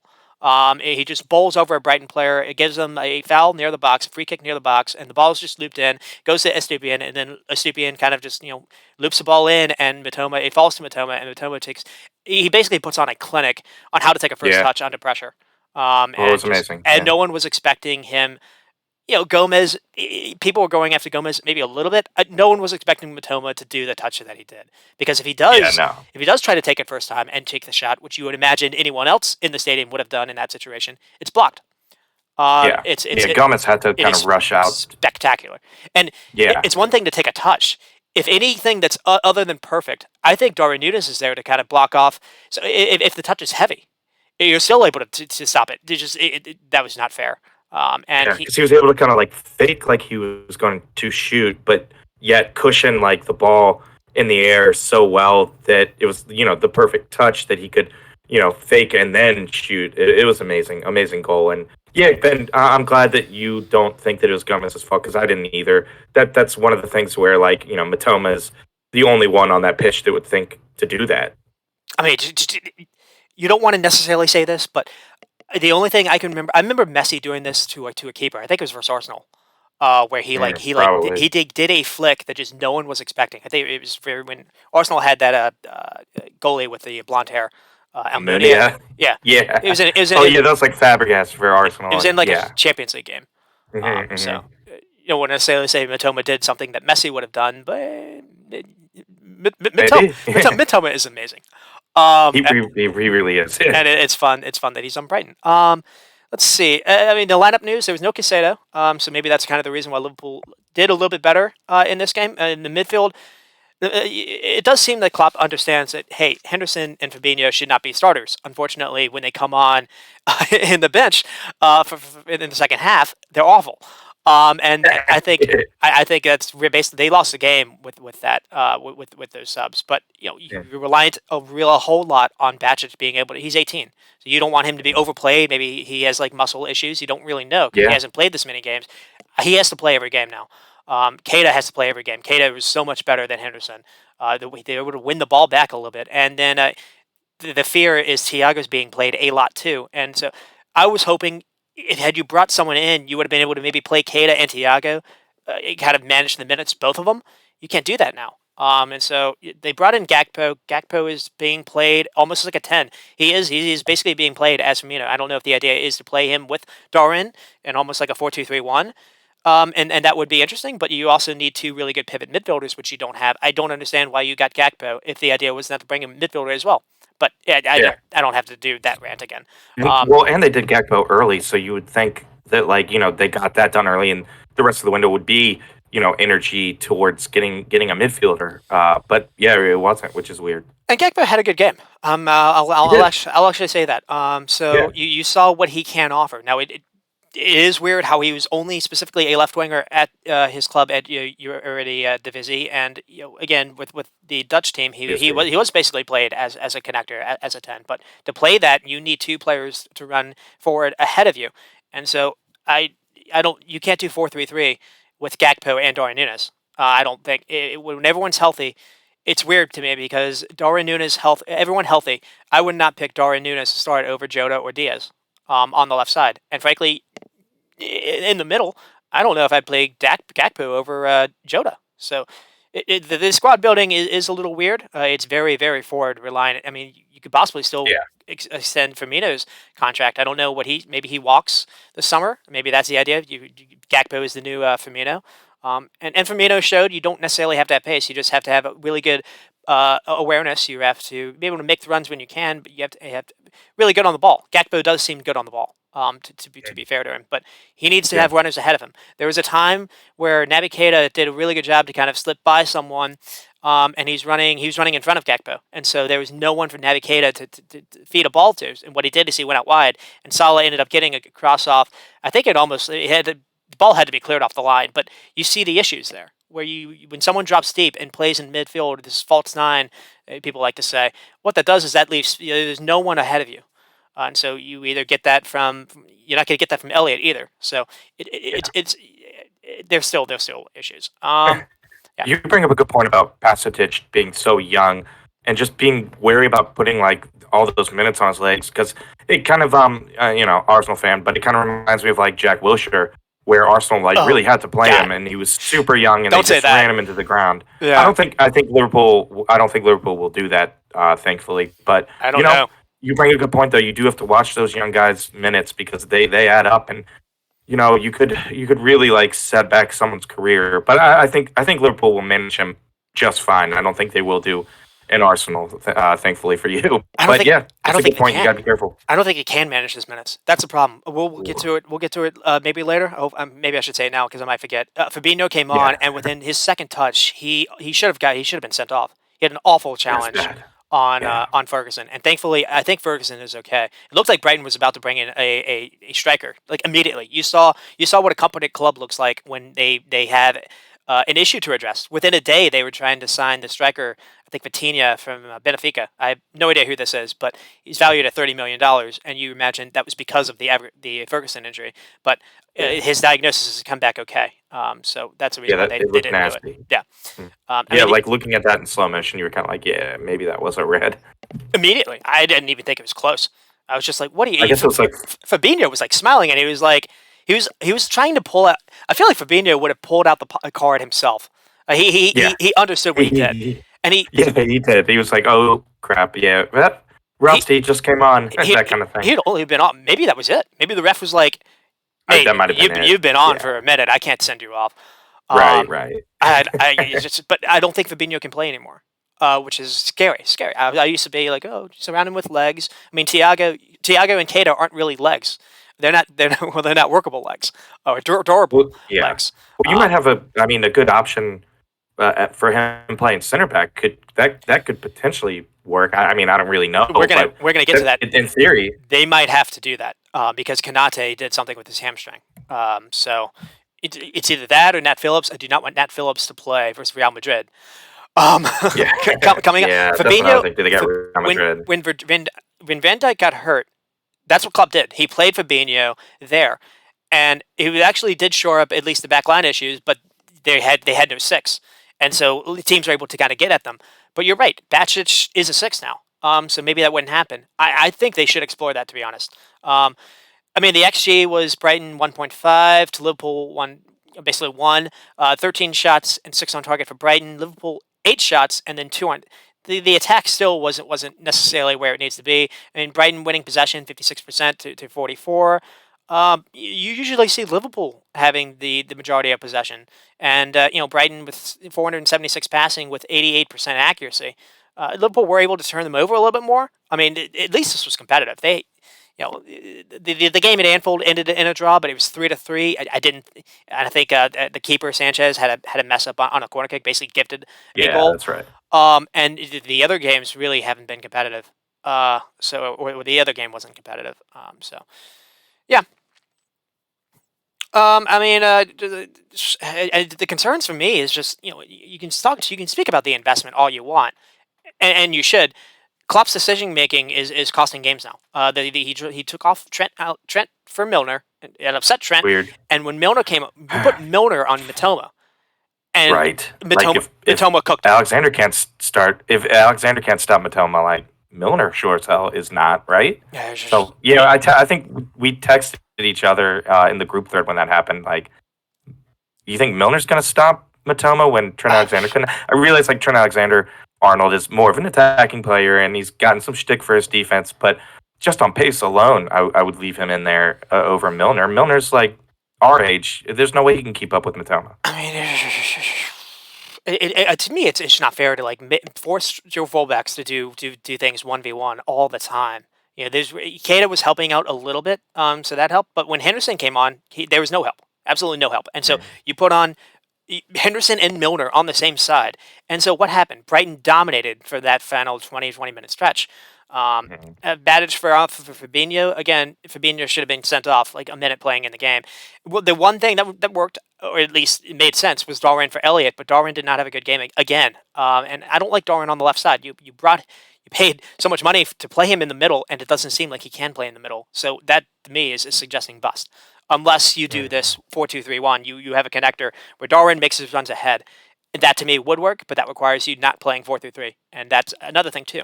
Klopp Klopp's stubborn, and he needs to stop being that. The best games that Liverpool have looked at, in my opinion, they beat City basically playing a 4-2-4 or a 4-2-3-1. I think they did that versus Arsenal as well. The Jota injury and the Diaz injuries hurt. Because maybe that's the reason why they've kind of gone away from that. But I think they need to go back to it.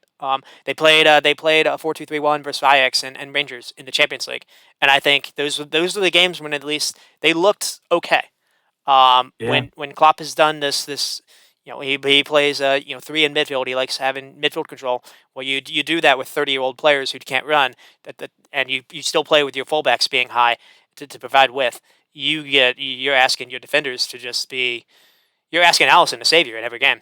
So that's what's yeah, happening. pretty much. I mean, I don't necessarily know if I should focus on this as well, but it's not just Darwin missing chances. Salah's missing chances. I weirdly, when it comes to like the most big chances missed, it's Nunez, and then weirdly enough, it's Holland. So that's frightening. That Holland's Yeah, missing a ton of chances, and he's only on 20 some he's goals. scoring that many. But yeah, I think Salah's just hurting by not having. Klopp's been playing Trent Alexander-Arnold almost in midfield anyways, or maybe that's just Trent trying to be like, hey, I don't want to play on the wing anymore. But he doesn't have an overlap guy anymore. Elliott doesn't have the pace to do that when he plays. Henderson, maybe he can offer that, but Henderson just won't do anything defensively. He won't run back, so that exposes you a little bit. So I think Salah has to do all this on himself. But another thing too is I think I don't want to say like he got the contract and he stopped playing. I think his confidence is a little off because he has to when he gets the ball on he's not using his right foot anymore. Everything is on his left. And another thing too is in this game he had a really good chance to score in the middle. So it's not just him being played on the right. He had a good chance to score in the middle and missed. He hit it wide. Yeah, there's just issues everywhere. And Virgil van Dijk's out. Kanate looks to be out. Maybe he misses Madrid as well. Things are not looking good. So Yeah, yeah, yeah. They really could have used a midfielder. Yeah, it's weird. We'll see what happens. I mean, to me, I feel like the horses have run their race.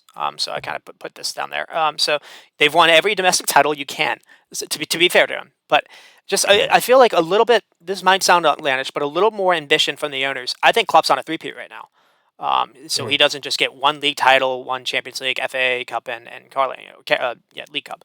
Because I don't know if you remember this. Even the year when Virgil van Dijk, was hurt at Christmas, they were leading the league, and so yeah. had they brought in Sven Botman, who they were linked to, we've seen what he's doing for Newcastle. Had you done that, I think you repeat as champions. And then last season, they brought in Diaz. Diaz helped them make a title push with City.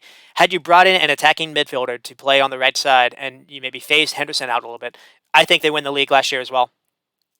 Yeah, and we're not talking about like big money signings either. Like what was Botman like 40, 45 max? Yep. And yeah, so we're not talking about like big money signings to help out either.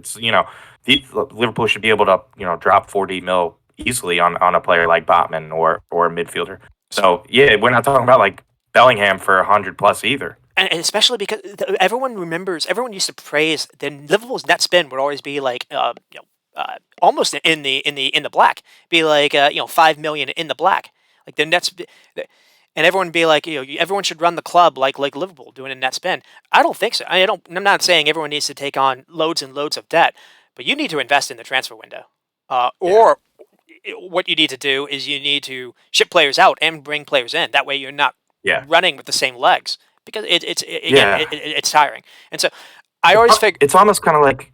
Oh, sorry, Ben. Go ahead. no, you got it, you got it. Well, I was just gonna say, sorry for interrupting, but it kind of reminds me. It's almost like Liverpool are like building a new stadium, and they're like, for 5 years we can't really invest a lot because we're putting money in the stadium, kind of like Arsenal. Yes. And you saw what happened to Arsenal; they went from being perennial top four in the Champions League to out of the Champions League and haven't been back. So yeah, it's not really. You do need to invest in the team regularly for success, especially when you're trying to be a top four club. You're in Champions League, stuff like that. You got to have a deeper squad. You got to invest. And the times to like it would have been required like being ruthless, but the times to like maybe a season or two, you should have tried to move on from Firmino. Obviously, they moved on from Mane. But the idea would have been to bring in. You can't find like for like because really that was lightning in the bottle for all three. Yeah, yeah, It's all three. I think were bought for like $80 million, which is that it is homerish to say. I think that's the best front three that we've seen, at least in the EPL. Maybe Suarez, Neymar, and Messi would rival it. But anyways, um, I always figured like the downfall would be kind of like what his last season was at Dortmund. So what happened there? It was kind of similar. He was playing players that were kind of way past their prime. He wanted to keep on to old guys, riddled with injuries, and it turned out to be a disaster. But what happened at Dortmund is he was also losing, Götze. He was losing Lewandowski to like Bayern. He lost Hummels to Bayern. I always figured that would happen with Liverpool. Growing up, all I remember is like falling in love with a player and then seeing Xabi Alonso go to Real Madrid. Uh, Chelsea would got was able to take Suarez away. Barcelona no Torres away. Barcelona Suarez away. Man City Sterling, and then Barcelona with Coutinho, and Coutinho's been the last player to do that. So it's just I always figured it would be that just like you would have Real Madrid would like basically take that Galactico Liverpool team and just kind of take him for themselves, and that hasn't happened. The opposite has happened where they just allowed the team to get old altogether and never decided to bring in new legs. Which is, yeah. had you brought in new legs, you would have been able to extend these careers. Mhm. Yeah, take a little pressure off. Yeah, like Salah having to score and having to do everything by himself. Take a little pressure off him. Maybe he, is better for a few years longer. Yeah, that's a good point. And then I mean, the Bellingham saga is weird. They've gone after this guy for 3 years, and Mm. if you get him, that's great. I don't think him alone fixes this. But another thing too, you've wasted three of Salah's best years going for this guy. When again, other people were out there. Newcastle got Bruno Guimaraes for what $40 million. I mean, come on. Yeah, So yeah. yeah, I mean, Paqueta wasn't too expensive for West Ham. Yeah, it's weird. There's a bunch of guys. it is frustrating. And then I have a feeling to get this guy, and you almost have to. You put yourself in a box. You have to get him now. You can't allow Real Madrid to do it. So there's no release clause. Dortmund can basically do whatever they want. So you're going to be in a bidding war. And if Real Madrid want him, and it seems like they don't think Camavinga and Tchouaméni, you listen to Ancelotti speak, they don't think they can play together, which is not good. That means you need Bellingham. That's the reason why they're doing this. Yeah, you have to do it. And what's weird is you're gonna whatever Chelsea spent on Enzo Fernandez, they're gonna break the record for Bellingham. And Yeah, to me, definitely. I would buy Mano Kone. I've said it before. I would buy Mano Kone, Yunus Musa, and Stabashai instead, or Casado maybe. I think that helps you more than this. But Yeah, anyways, yeah. they need more players. Yeah, they need three players for the price of Bellingham versus just Bellingham for that price. Yeah, I agree. They're not. I don't know. It's not. It's more of like a total overhaul than just one player, one good player coming in. Yeah, I think they need three or four guys at least to kind of like start that rebuild. A couple midfield guys, something Yeah, I mean, because defender, center back, and well, it's just the center backs are at least good, but win Kanate health. is starting Yeah, to have yeah, some injuries. Virgil's getting older. that's the problem. Yeah, Uh, because they look at them and they're like, hey, we got good center backs when healthy, but some of those guys just can't stay healthy, and it kind of it again puts Liverpool in a box because they're like, well, we're gonna have to cut ties with them eventually if he can't stay healthy. But we know how good they are when healthy. It's a tough situation. and for a club that doesn't necessarily do a lot of investment, when they do, bring players in, so they brought in Diaz. Diaz is not the same player that Mane is, but Diaz was flying. Diaz actually was maybe their best player before he got hurt. Jota has come in. He's been a nice surprise. So I shouldn't include Jota, but Nunes coming in now. It's gonna take. I guess it takes some time. Different league. I get that. His first touch and the way they're playing him is worrying to me because it's one you can't miss when you make a big signing when you spend a lot of money. You can't miss. You're not like Newcastle or I don't want to say Newcastle. You're Chelsea, not like yeah, Chelsea. right. You're not like a club that can do this and just move on from a player. Man City have actually had a couple busts. You could maybe argue Grealish. So Yeah, it is unfortunate. Like it required the one thing that Edwards didn't miss. He had like maybe Keita, but that would be just injury issues. But anyways, Yeah, yeah. it's not just a Liverpool podcast. What did you think of Brighton? Yeah, I mean, Brighton continue to impress me, and the crazy thing is, like we talked about, they lose players, and it doesn't really matter. And like some of their player comments, like Layana, I think Lalana, after they lost her start, he was kind of like, well, we will do what we can with the players we have. It's not really a big deal. Hmm. And I thought missing Caicedo would hurt in this one as well, Oh man, and it really didn't. Right? rubbing the dirt in. But it just it I think it kind of speaks to Brighton's attitude, and it's the same thing with Potter. When they lost Potter, we were kind of like, "Where's this team going to be?" And Tazerbi has like seamlessly stepped in. I think they just have that mentality where it's like it doesn't matter who's out, it doesn't matter who's coaching. We know how good we are. We're going to play a certain style, and I mean, it's good to see because again, they haven't done it with a ton of spending. They're kind of going to less known leagues and getting these players for cheap. And it's awesome. It's good to see, and I'm glad they are where they are. Because we were worried when they lost Potter. Are we going to see this fun Brighton team anymore? And that question has been answered, and we still are. And again, Matome has just been amazing. It's just fun to see. I like a team that can go to the lower leagues and kind of get some diamonds in the rough, and they shine them up and they polish them up, and at worst case, they make a ton of money when they sell. Yeah, and we're gonna, we just spent about people that maybe Liverpool could have gotten. I will. I'm not gonna say I will throw something out the window. We don't want to go there. I will be a little peeved if this guy Yassine Ayari, who was bought for like 6 million, is able to come in. Now they're probably gonna easily phase him in. But everything I've read about him, he's very tidy on the ball. Tony Cruz, like when it comes to passing and pressing, wins his duels, covers a lot of distance, and you could have taken a shot for only $6 million. That's what you did. Yeah, You did that with Arthur on loan. You paid $5 million to get a player on loan, so you obviously had enough to do that. yeah. You bought Gecko for $40 million. So you had money to spend. Anyways, um, you mentioned Adam Lallana, and I do want to. I mentioned a quote last week. I kind of botched it. I talked about positionless players, and I just kind of tried to think of it that way. It's in some ways that's true, but really because De Serbi likes everyone being good with the ball at their feet. He wants everyone to basically be like a 10 when being pressured. But that really is it. Everything that Lallana talks about is everything is about building possession from the back and inviting pressure onto you. And so what that happens is you draw players onto you, you find the spare man in space unmarked, and it's not pass, pass, pass just to kind of do it. It's pass, pass, pass to kind of annoy an opposition, and basically find space and to exploit basically where you can get a numbers advantage or an even numbers advantage, so a 4v4 or 3v3 in a big space. And when you watch Brighton play, they are able to just pass through teams, like they're a prime Real Madrid or Barca team. It is absolutely wild, and it's wild as well because it's not easy to do this. It's very, very risky. You have to have a lot of faith in your teammates to basically be in possession or be in positions where you think they're supposed to be. But it also you rely on your center backs to have the ball be good with the ball at their feet because one bad pass and the other team is scoring. But Yeah, and it's a goal. Yeah, we didn't see this from Potter. We didn't see this kind of right. We're good in possession, but we didn't see them this good.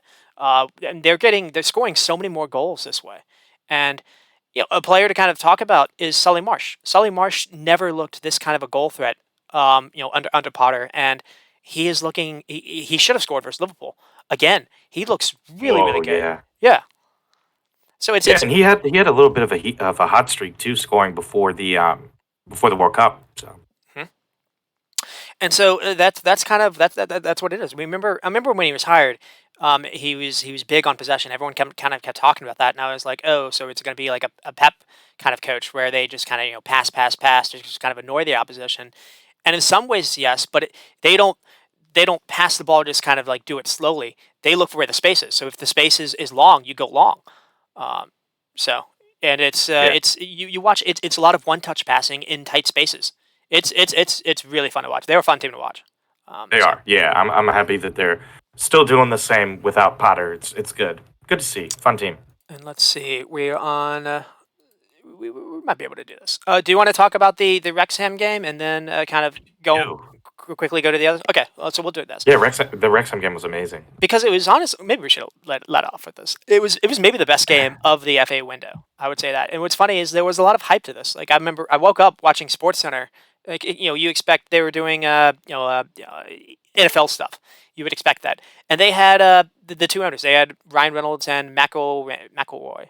McElhaney. Yeah, there we go. They had Yeah, both of them talking about like the game, like kind of giving soccer a little on the big Sports Center. And that, yeah, I thought that was cool. You don't always yeah. see It's that. awesome. Yeah, and And I mean, this is like a fifth tier team that's on ESPN Plus that a lot of people are tuning in to watch. And I think they sold out too. Stadium holds 10,000.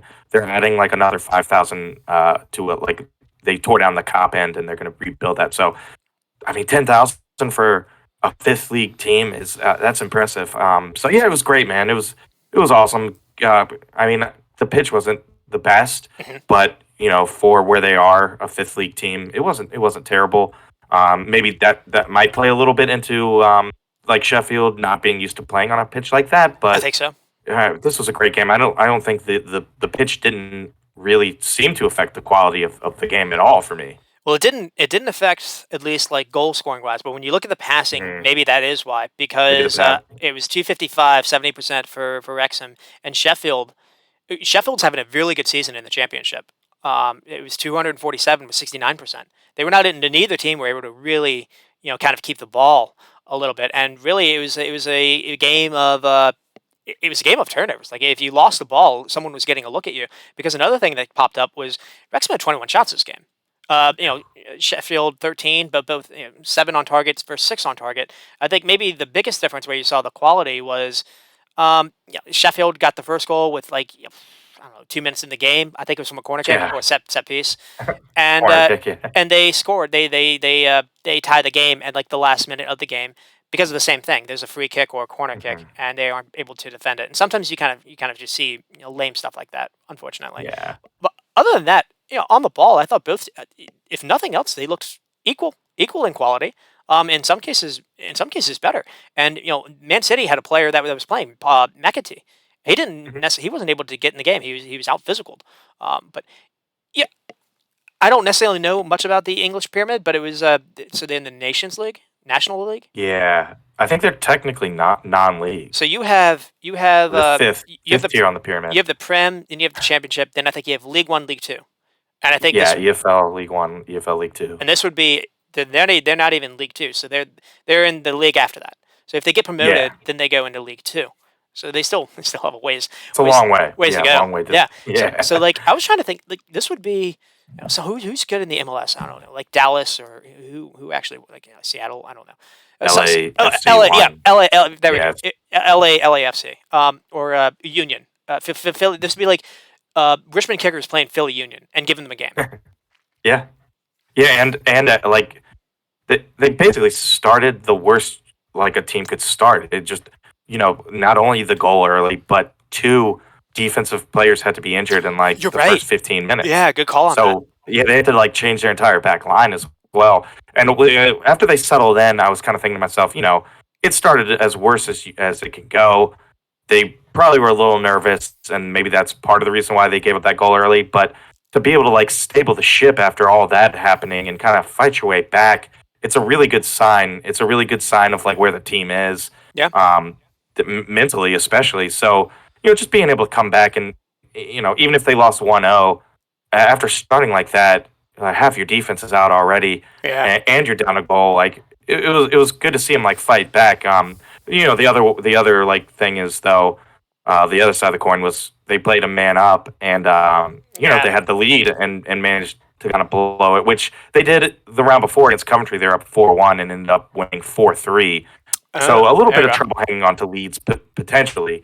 But yeah, other than that, man, they showed great mentality to be able to overcome that, and a little bit of depth too to be able to lose two of your starters on defense and replace them, and it was still a high quality defense. I thought, like could have done better, like you said, on the set piece at the end. But other than Yeah. that, like not bad. This they did really go toe to toe with this team. And when you look at the passing, this is when actually being able to control the ball a little bit helps. You can kind of kill games that way a little bit. And when you're not able to 70% passing, just that hearing that they weren't able to keep leads, at least versus other higher opposition, does kind of make sense. And so they're not out of it.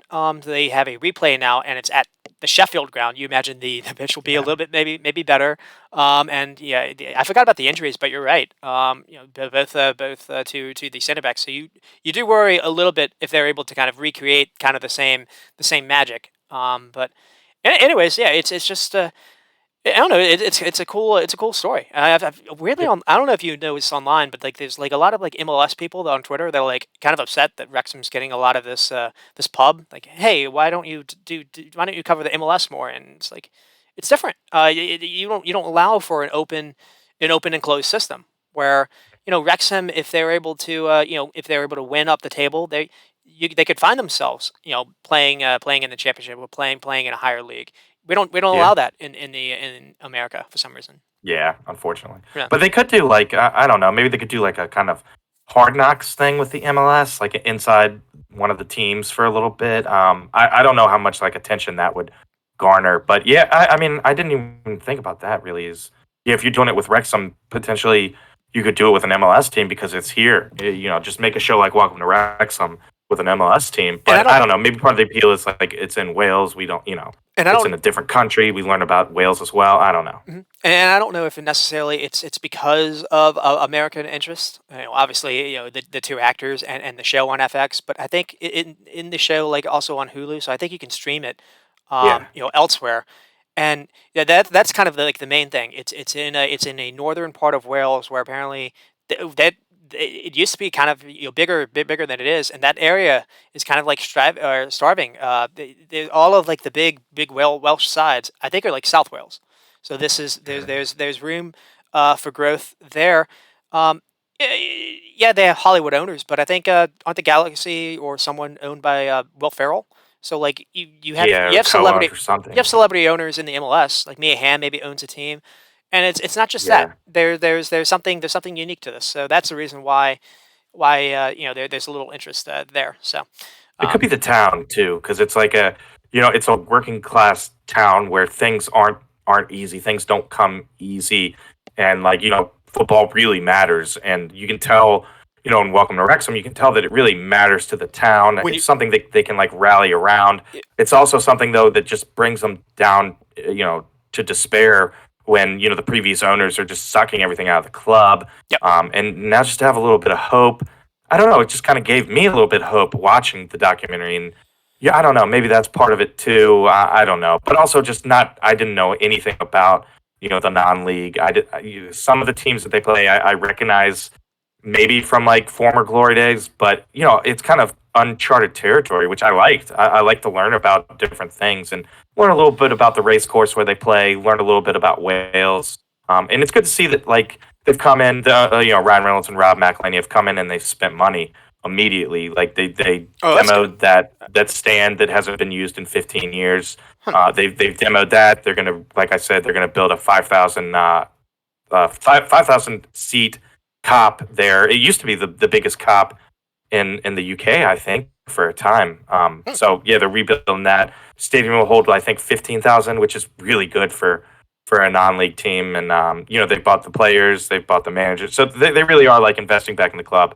And they go down to games as much as they can. I think, considering where they're in LA, which Right. is pretty Yeah. far away. So yeah, man, I don't know. It's good. It's fun to see them, and I'm glad that ESPN is putting them on TV too, because it would be one thing if you're watching the documentary and you can't watch the team play, but now you can actually watch the team play.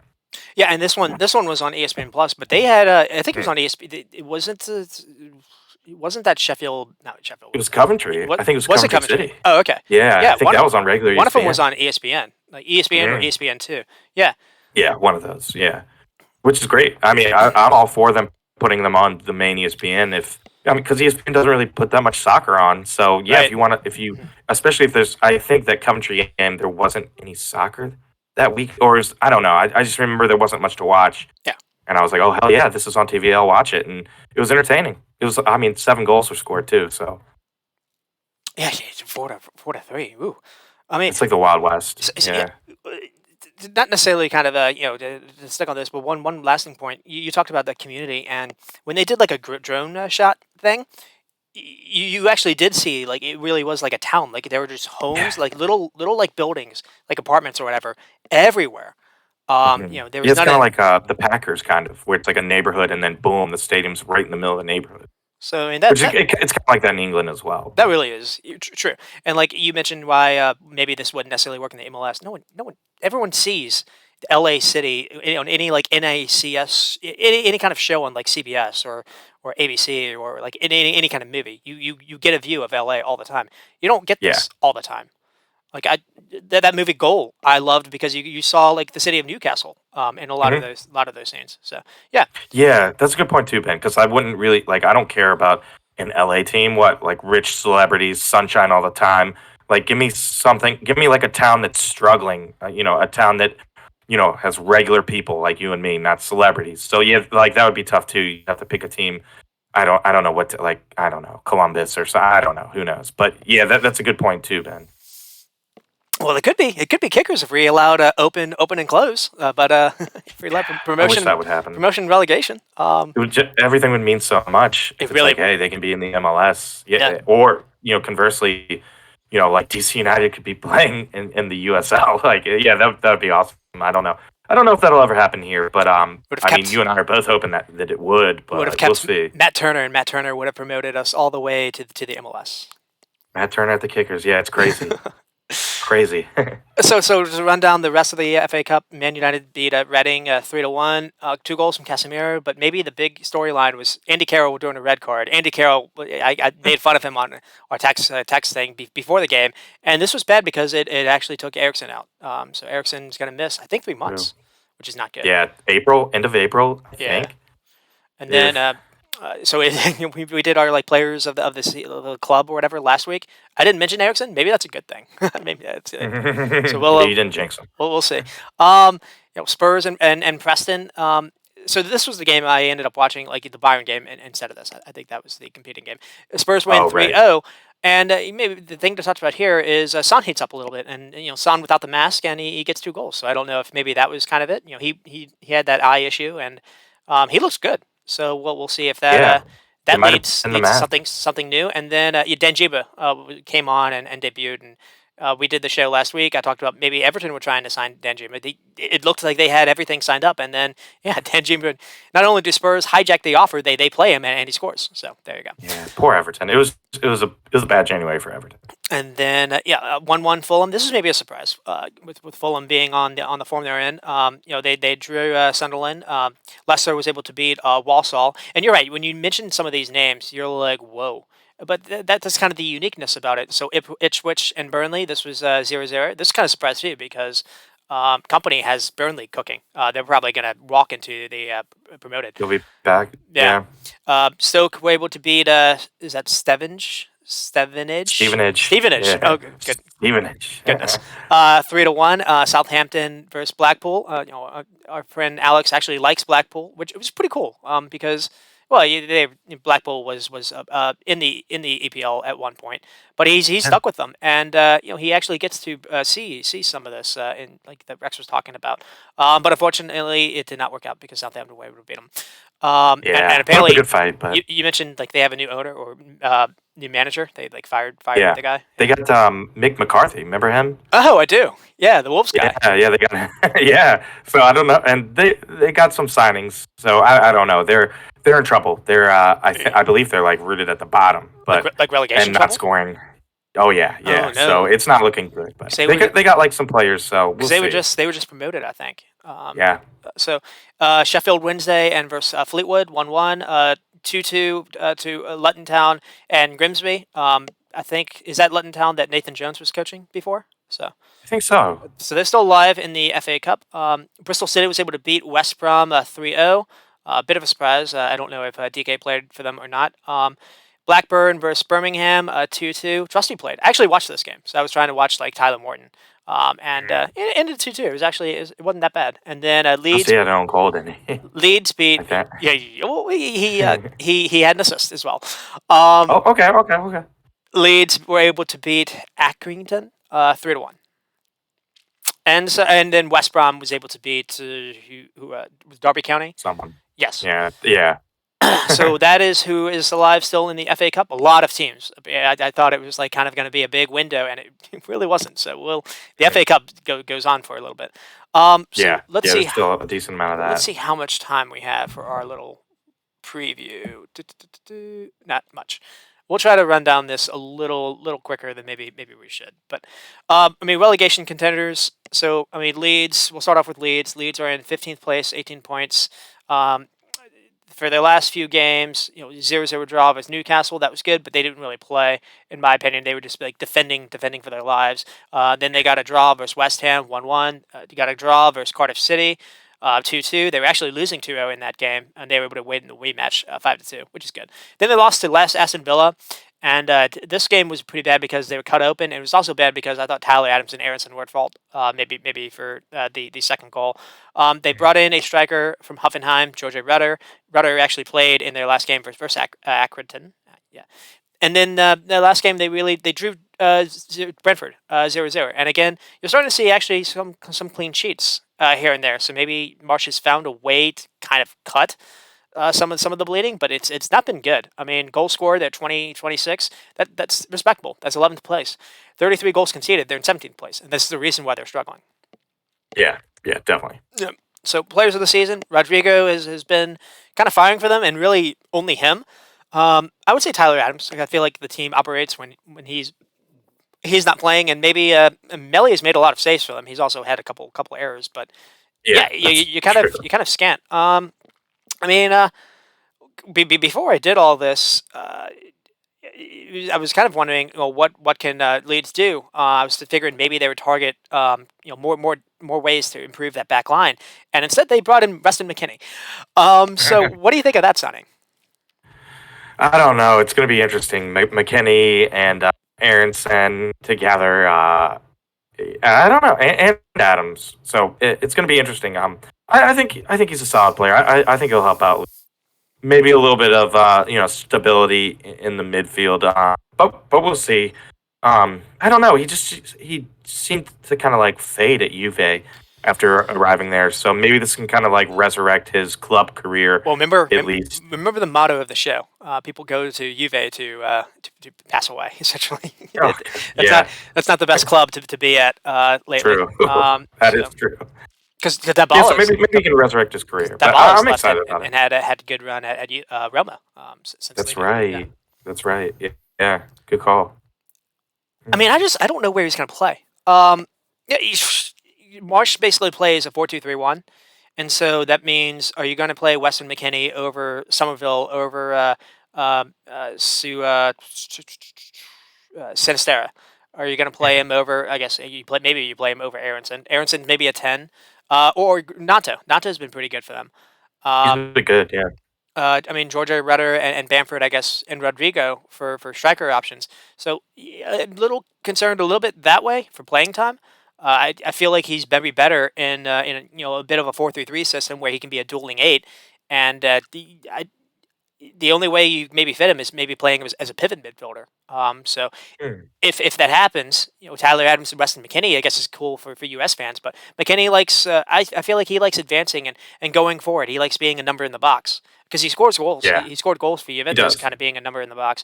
But if he does that, he's leaving Tyler Adams to be for himself. And the way that Leeds concede a lot of goals is a cut open through the middle, the cut open on transitions. And Tyler Adams by himself isn't enough. And you've got a really bad back line. So I'm skeptical, to be honest, about this. Yeah, they probably should have invested in someone on the back line. But I mean, maybe just midfield stability will help a little bit enough to stay in the Prem. I don't know. Maybe the idea really is to try to win the ball higher up. So maybe you're going to switch to a different formation. Maybe you try to play 4-3-3. Maybe. Yeah, maybe. Or at least have the option to. Yeah. And so we'll move on to Nottingham Forest. They're actually 13th in the place in the league, which is surprising. But 21 points. That's kind of everyone is all grouped together within like 3 points of each other. Yeah. Um, I mean, again, to kind of touch on there, I mean, they were able to get a draw versus Chelsea when they were thoroughly outplayed, and then they actually had a really good second half. I think a goal from Lodi. They were able to beat Southampton. Then they lost to Blackpool. Actually, got destroyed by Blackpool, 4-1. It's a good game. Able to beat Wolves in a shootout in a cup game. Beat Leicester as well, and then they lost. They got destroyed by Man United in the League Cup, and they played it today. You don't imagine Man United's gonna lose that, so it'll probably be Man United versus Newcastle for the Carling Cup or Yeah. League Cup, Caribou, whatever, a cup. Yeah, what is it? I call it the Carabao Cup still. Is it that still? It's not, right? I thought it was Maybe Carling, I don't know. but I don't. Oh yeah, it used to be Carling. Yeah, I just now call it's it Carabao. I just call it League Cup versus FA Cup. Carling Cup. I don't know if Yeah, that good that times. Liverpool won it last year. That's all I remember. Mm-hmm. The thing to talk about this is they brought in this midfielder Danilo, who debuted from Palmeiras, and he was good. He was very, very good. So Yeah, 9 yeah, I think it'll be a recoveries, stud. 90 passing. He had a key pass. Basically, I thought they had an assist. I thought they scored, and the VAR was like, nope, your kneecap or whatever is offsides. And I think that would have been the first. It would have tied. It either would have made it 1-1 or maybe it would have been the first goal. And instead, Yeah. they lost 3-0. Yeah, I remember thin margin. Worrell and McKenna were bad, and the thing when you think about Forest is their center back pairing hasn't necessarily been great. Bowley has come Yeah. in; it's actually kind of been pretty good for them. So they're still kind of reliant on him. They have Niakite, a Mhm. center back signing as well, and he's been hurt since like the first game. So I mean, Yeah, I played one game and got it. the stats are why they're at where they're at. Goal scored. I have 13. Is that right? So 19th place. Conceded they're at 34, also in 19th place. So they are pushing above their weight, at least in points wise. And they brought in some pretty big signings. They had a pretty big window, so Yeah, maybe they that'll did. help them.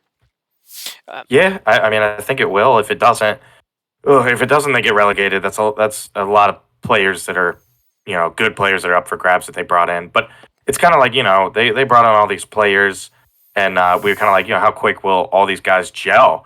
And it's kind of the same after January.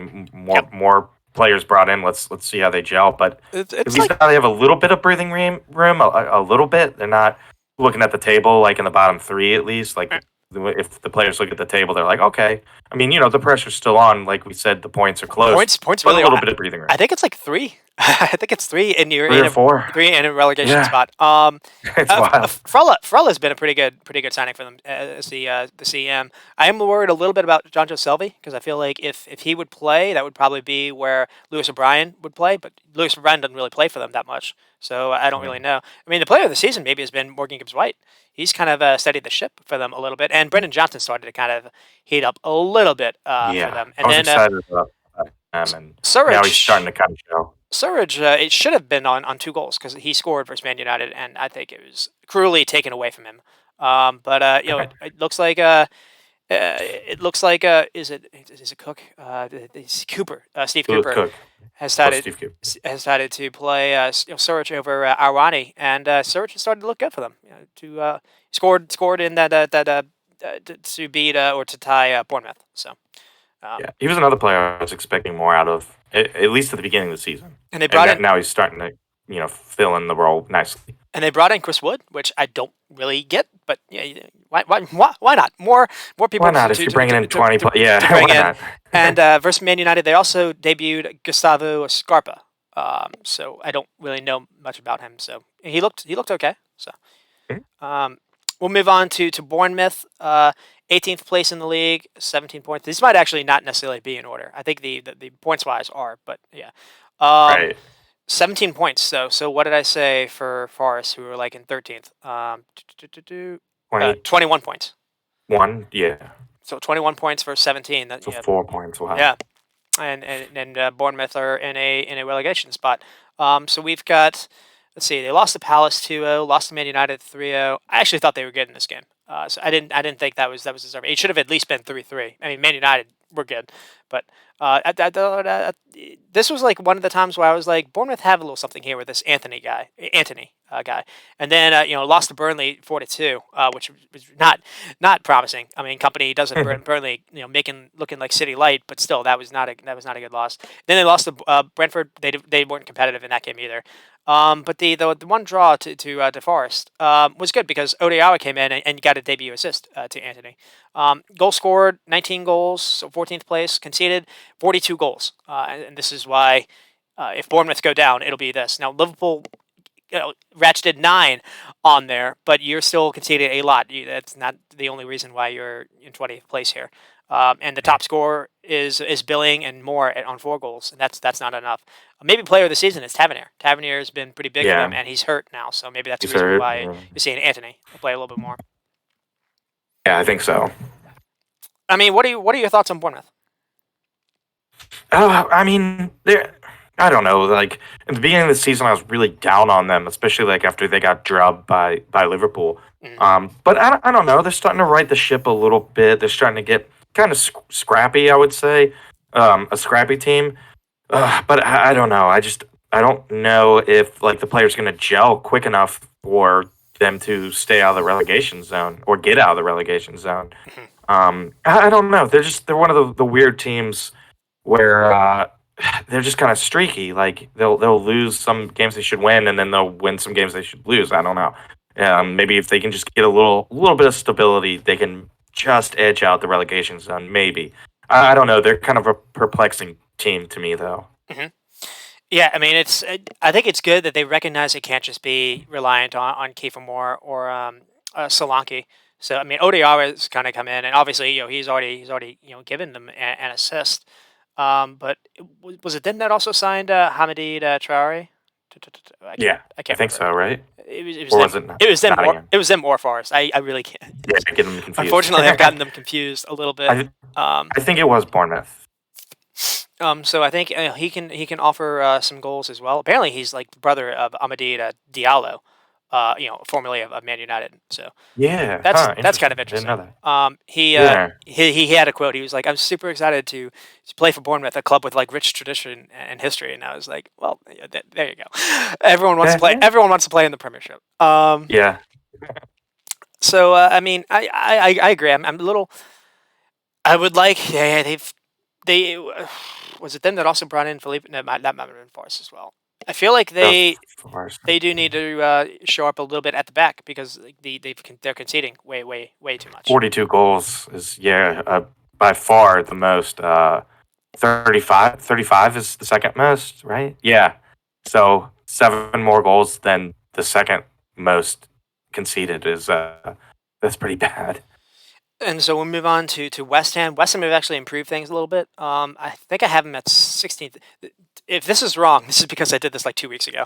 No, they're 16th. Yeah. Okay, 16th place on 18 points. And the last few games, they lost to Brentford 2-1. They were able to beat Brentford actually in the FA Cup turnaround with a goal from Benrahma. They were able to tie Leeds, and then they lost to Wolves 1-0. But they were able to beat, really, maybe the job that saved David Moyes' career was the beating Everton 2-0 because goals from Boeing. Huge game. Was it 2 goals from Boeing? Yeah, 2 goals from Boeing. Yeah. And Bowen's heating up too. And Antonio was able to help out with an assist there.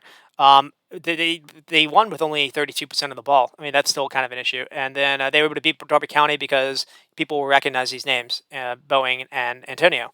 So it still seems they're very reliant on the old players, but they're able to, if they are able to come back, I do think West Ham are going to be able to actually be okay and be safe because this is the main reason.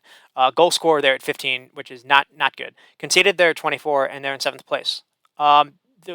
When you look at where everyone else is around them in the table, they're not nearly in the top 10 when it comes to goals conceded. So yeah, 25 is pretty solid. Yeah, and player of the season, I feel like you'd say Declan Rice. Maybe that's kind of a reason for them to be where they are, where they're not worse than they are. Declan Rice. Could be Bowen if Bowen ends up like he's heating up a bit.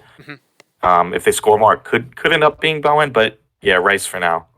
I mean, it's really unfortunate because they did make some signings and they just signed. I think they signed Danny Ings as well, and Yeah. Within like a day, he's already got a long-term injury.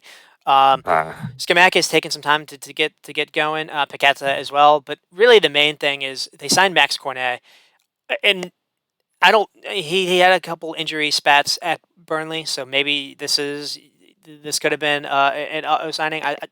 When he played, I think he almost like basically got helped beat Chelsea single handedly, and was actually like VAR kind of took it away from him. But hmm. he's got a really bad calf injury. It's almost Yeah. like so he possibly might miss the season, the rest of the season. He's had this for a while, and apparently it's one of those like rare injuries. Like it's like reading about it is not good. Like doctors were like, yeah, Oh, it's a rare condition, but so ugh. it's just unfortunate where he's not going to be able to help them this year.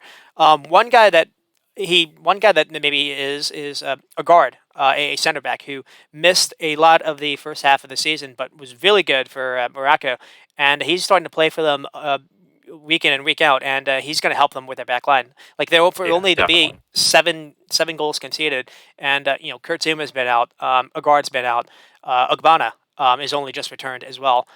You imagine it's going to get better, maybe. Yeah, it should. You Yeah. think?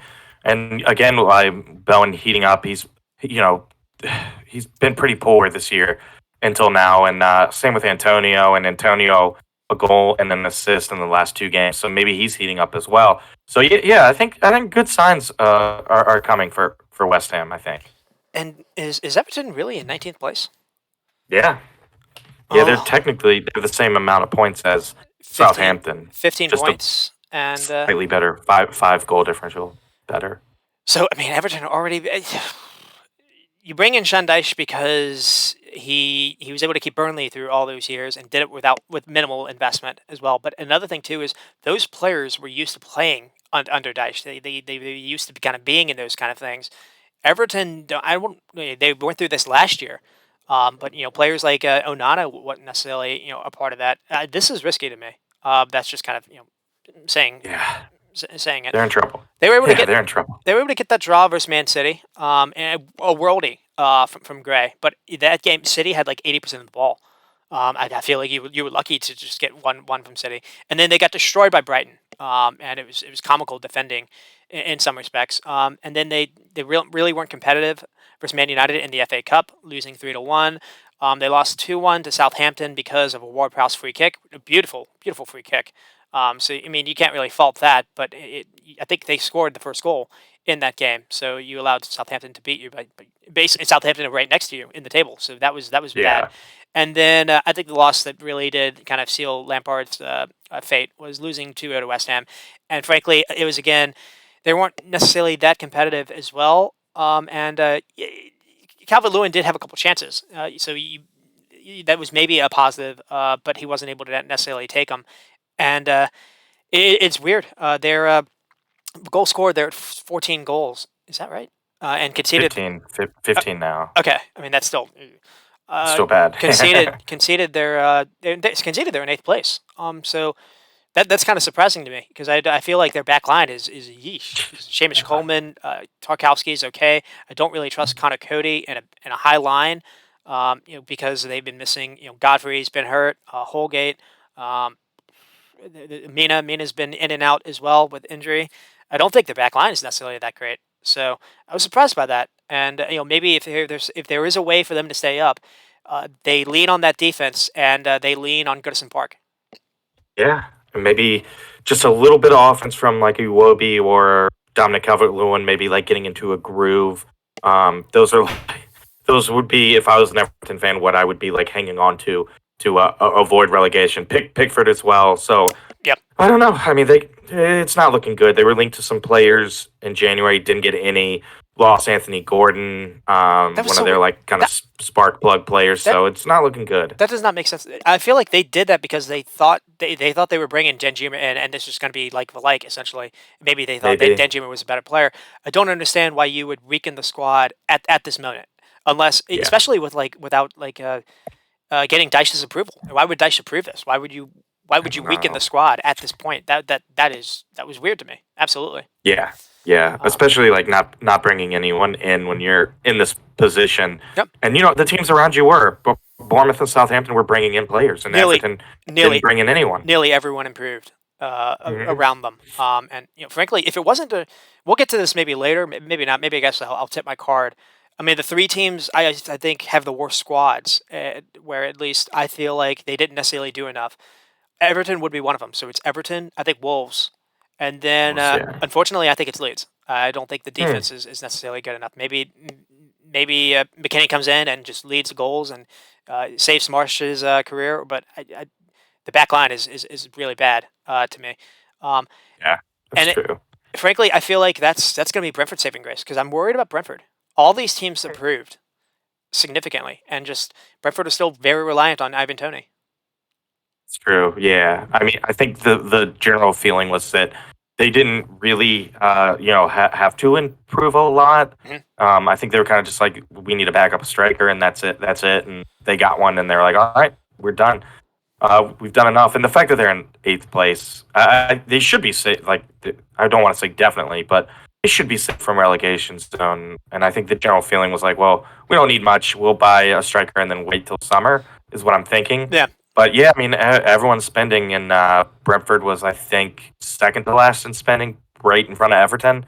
They spent like 900,000 on Shada, and that was it. So yeah, I see Wow. your point. I didn't know it was that little. Yeah, Shada Yeah, Shada yeah, not even a million. is interesting. Maybe he's like again, he's either insurance for Tony if Tony leaves in Yes. the summertime, or Ooh, maybe well, yeah. maybe it's just kind of a just kind of bring someone in and just kind of ease them in. Mhm. As far as Tony that doesn't have goes. to play like 90 minutes every game. Yeah. But Jeremy was texting me, and he said it is interesting. The core of Brentford's group are basically all players that were in the championship with them.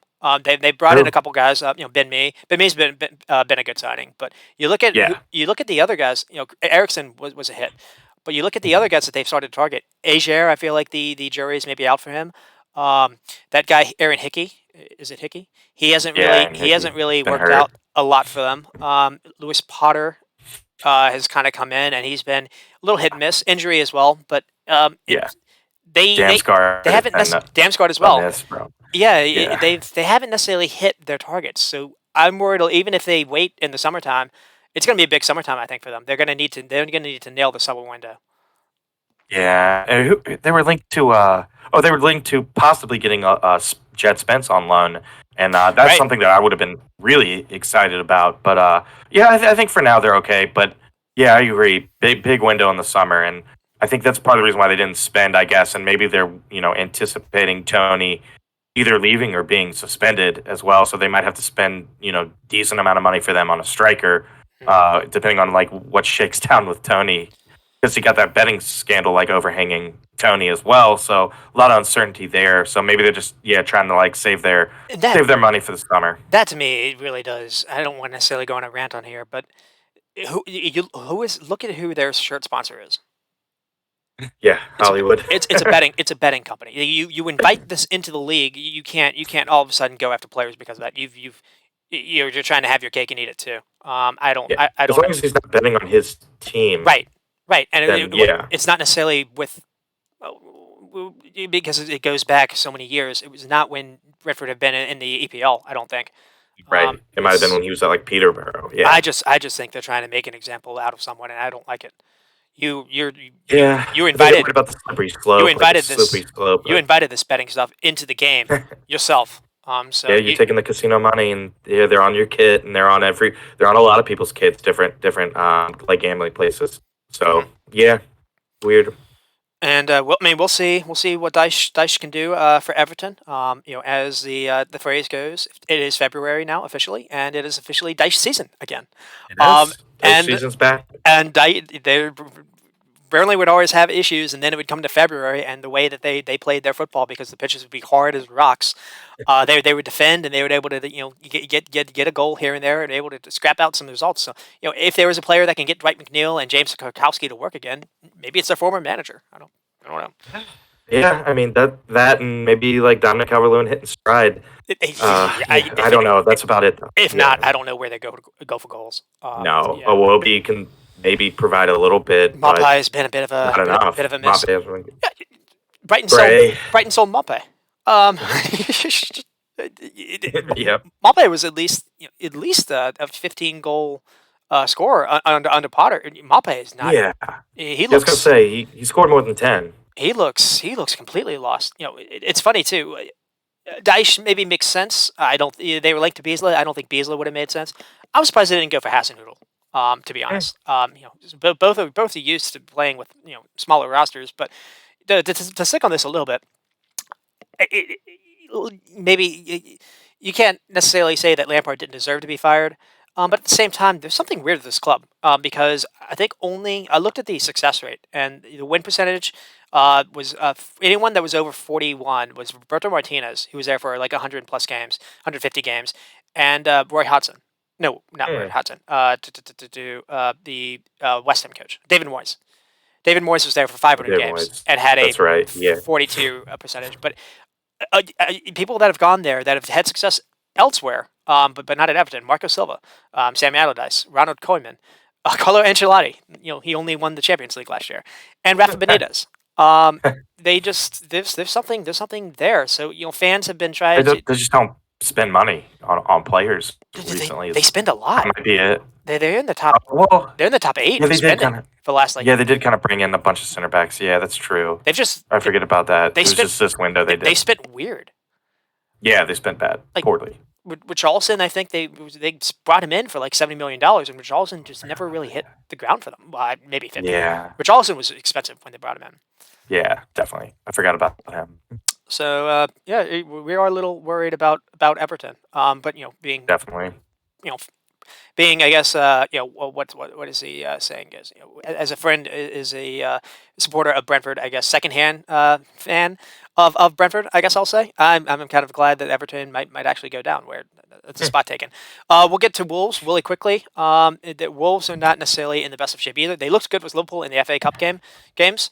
They drew Liverpool and then they only lost I think 1-0 to a Harvey Elliott like wonder goal. But they don't score a lot. 12 goals, so 20th. They're actually last in when it comes to goals scored, and they've conceded 27. They're 13th place. That's not that bad. They used to be. I feel like they used to be a little bit better. But the top goal scorer, I think, is Jimenez with two goals. Oh And gosh. they brought in Matthias Cunha. I don't know if that's enough. If he doesn't hit the ground running, I think they're in trouble. Yeah, me too. Scored 12 goals. That's it's woeful. I mean, Lopetegui is a good manager. Yeah. He's won a ton with at Sevilla, and it looks like he looks like maybe it would be a formation change. He played a 4-4-2 versus Liverpool with Mateus Nunes and Neves as a pivot. That's a pretty good pivot. And he was playing Ait Nouri almost as like a midfielder, and Adama Traore was playing as the right midfielder. They were able to cause some damage, just they weren't able to score. Hmm. Yeah, Traore would provide everything but goals and assists. It seemed like. And let's see. We're going over a little bit. Well, our last one we'll touch on is Southampton. They are in 20th place, 15 points. So they, like we said, even with Everton. I don't know if they're even on games played. Maybe not. But so to run down them, they lost 2-1 to Fulham, which is a promoted side. So this is kind of a theme. Then they lost to Forest, also a promoted side. So these are teams that you should be able to beat, that you're allowing to basically pass you in the table because of those wins. Well, not Fulham's having a good season. Then they beat Crystal Palace in the FA Cup, and then they were able to beat Man City in the League Cup, which was kind of the shock because the goals scored were beautiful. Sikro Mara, I remember had a really good shot, and then I think Diallo had a goal that just fooled Ederson, whoever the keeper was. Had like a loop shot, like a FIFA goal from like 30 yards out. It was beautiful. Um, they were able to beat Everton 2-1 because of that Ward-Prowse free kick. I think the joke I used to say is who's going to score the goals for Southampton other than James Worldy, and unfortunately, so far that's working out for them. And they lost to Aston Villa. I think they were lucky on this because it looked like Prowse had scored a goal and they called it back for some kind of foul, and then Ollie Watkins was able to head the ball in. And then they kind of got beaten a little bit by Newcastle in the last two games in the League Cup semifinal. There was an unlucky red card, I think. I think a goal was denied as well, so maybe it should have been tied. And then they lost 3-1 yesterday, and really it was because Longstaff was able to score two goals kind of early on, and that really did kill the game. Well, Che Adams had a nice goal. Nice goal from distance to maybe make it interesting. I think make it 3-1 or make it 2-1, and no, there wasn't a whole lot left in that game. Goal scored 15, conceded they're 33, 18th place, and that they've been conceding too much. I think their back line is pretty good. Bela Kotchab, Giuseppe Carr, um, I feel like there's maybe Salisu. I think they have good center backs. So I'm surprised that they've conceded a lot. Their top scorer is Che Adams though with 4 goals. So we'll see if that giant from Genk can come in and help them out. But to maybe say some positives, Roman Lavia is back for them, and he looks pretty good. They signed Carlo Alcaraz of Racing. They signed Orsic from Zagreb. Wait, Dynamo Zagreb, right? Yeah, and Yeah, something like that. they signed Sulemana and Paul Oneachu. So they've at least invested to do this. And I don't know. I'll maybe see what your opinion on this. I think they have a squad. They would not get relegated if Hassan was still managing them. Yeah, yeah, because he just did it every time. They'd be close to the zone at least, and they never got relegated with them. Or they'd lose badly like 7-0 or whatever, and then somehow he'd get the squad back together, and they would avoid relegation even after like hammer defeats. So yeah, I do agree, Ben. I think he would have been. I mean, I get like moving on maybe after the summer, but I think people on the board of Southampton right now would be like, yeah, we probably should have kept him because we're in the relegation battle, and Hassan Hurdle was the proven guy to get you out and stay in the league. Especially if you're gonna actually invest and improve the squad a little bit. I mean, one Yeah, one when thing he's gone, they do. But one thing you could say is Hassan Hoodle had Sam Aduse and wasn't really playing him. Aduse, whenever he plays, he looks good to me. I feel like City could use him. He's a creative winger. He likes taking players on, and you're going to mm, pair him with Kamaluddin Sulemana. That's exciting to me. You're gonna see chances come for the strikers, whoever's playing up top, whether it's Che yeah, Adams or Mara or Paul Unacher. You imagine 6'7", he's probably going to be good in the air or a aerial threat. I don't know anything about his play style, but I do know he scored a lot of goals in the Belgian league. So yeah. we'll see. Apparently, it's someone they've been scouting for a while, though. So it's not just Huh. a panic buy. At least that's what Jones or someone affiliated with the club said. So it'll be interesting to see if this guy hits, and it'll be very interesting to see if it'll be a gem. And Yeah. so the 3 clubs we weren't going to talk about, Villa, Leicester, Palace. I mentioned that last week. To kind of close off, I do want to get this out there. Goal differential to me is kind of a cheeky stat. So I think it got 2 of the 3 right last year for relegation. Leeds was able to kind of cheat. Leeds and I think was minus. Leeds was kind of the outlier because Bournemouth were able to kind of not Bournemouth. Leeds were able to notch one just a little bit over Burnley. So Leeds were like minus 37 in goal differential. Burnley was minus 19, and Leeds were just able to kind of eke it out at the very end. But the 4 worst goal differentials now is minus 21 for Bournemouth, minus 21 for Forest, and minus 18 for Southampton. But Wolves are right there with Yikes. minus 16. Everton at minus 10 is interesting. So I mentioned Everton may be in trouble. The goal differential says they may be okay. West Ham minus 9 and Leeds minus 6. Leeds, that kind of surprised me as well too. But they score a lot. They just kind of lose points that way because they concede a lot. And then the 4 best goal differentials are Man City, Arsenal, Newcastle, and then it's basically the Man City's like plus 29, Arsenal is plus 26, Newcastle 21, and then plus 12. It's a tie between Liverpool and Spurs. So that Hmm. was kind of interesting to me. Man United was plus That is 7, interesting. which was even Hmm. with Brighton. So Yeah. the goal differential, at least when listen to this, it looks like Liverpool should still be able to mount a chance. Um, Hmm. but it's just that could be fluff. I don't really know. Um, I mean that's kind of it. I mean, do you want to make maybe a surprise prediction for the rest of the way, or just kind of close up shop? And I know you mentioned Well, you have some duties. yeah, I'm late, but Oh, I yeah. mean, just it's not really it's not. I don't know. It's not that crazy a prediction, but yeah, I think Chelsea and Tottenham will miss out on the top 4, and I think Mm. Newcastle and United will replace them along with City and Arsenal. Not a crazy prediction, but yeah, even with the spending, I don't think it's enough for Chelsea to make the top 4. And so I did this like 2 weeks ago. I think I'll stick with it. I think Southampton stay up, and won't be one of the three that goes down. And it was before they made the Hmm. signing, so that maybe makes me feel a little bit better. Doing this all with Nathan Jones, a coach that really isn't used to any of this, does scare me. But I've read that he did amazing things with Luton Town on a very cheap Yeah, budget as well. true. So I mean, maybe he does have success being in fights. Getting Lavia back, I think helps them. But they're about to get Livermenda back, which I think will definitely help them as well. Hmm. He was good offensively, but also he was a good defensive fullback. So yeah, they debuted a guy versus Newcastle, and he was not good. And Hmm. they played him over Perry, and that was the reason why they kind of got cut open. So they're a little bit vulnerable at the fullback spot. Getting Livermore back will help. And Kyle Walker Hmm. Peters, I think, actually had an injury.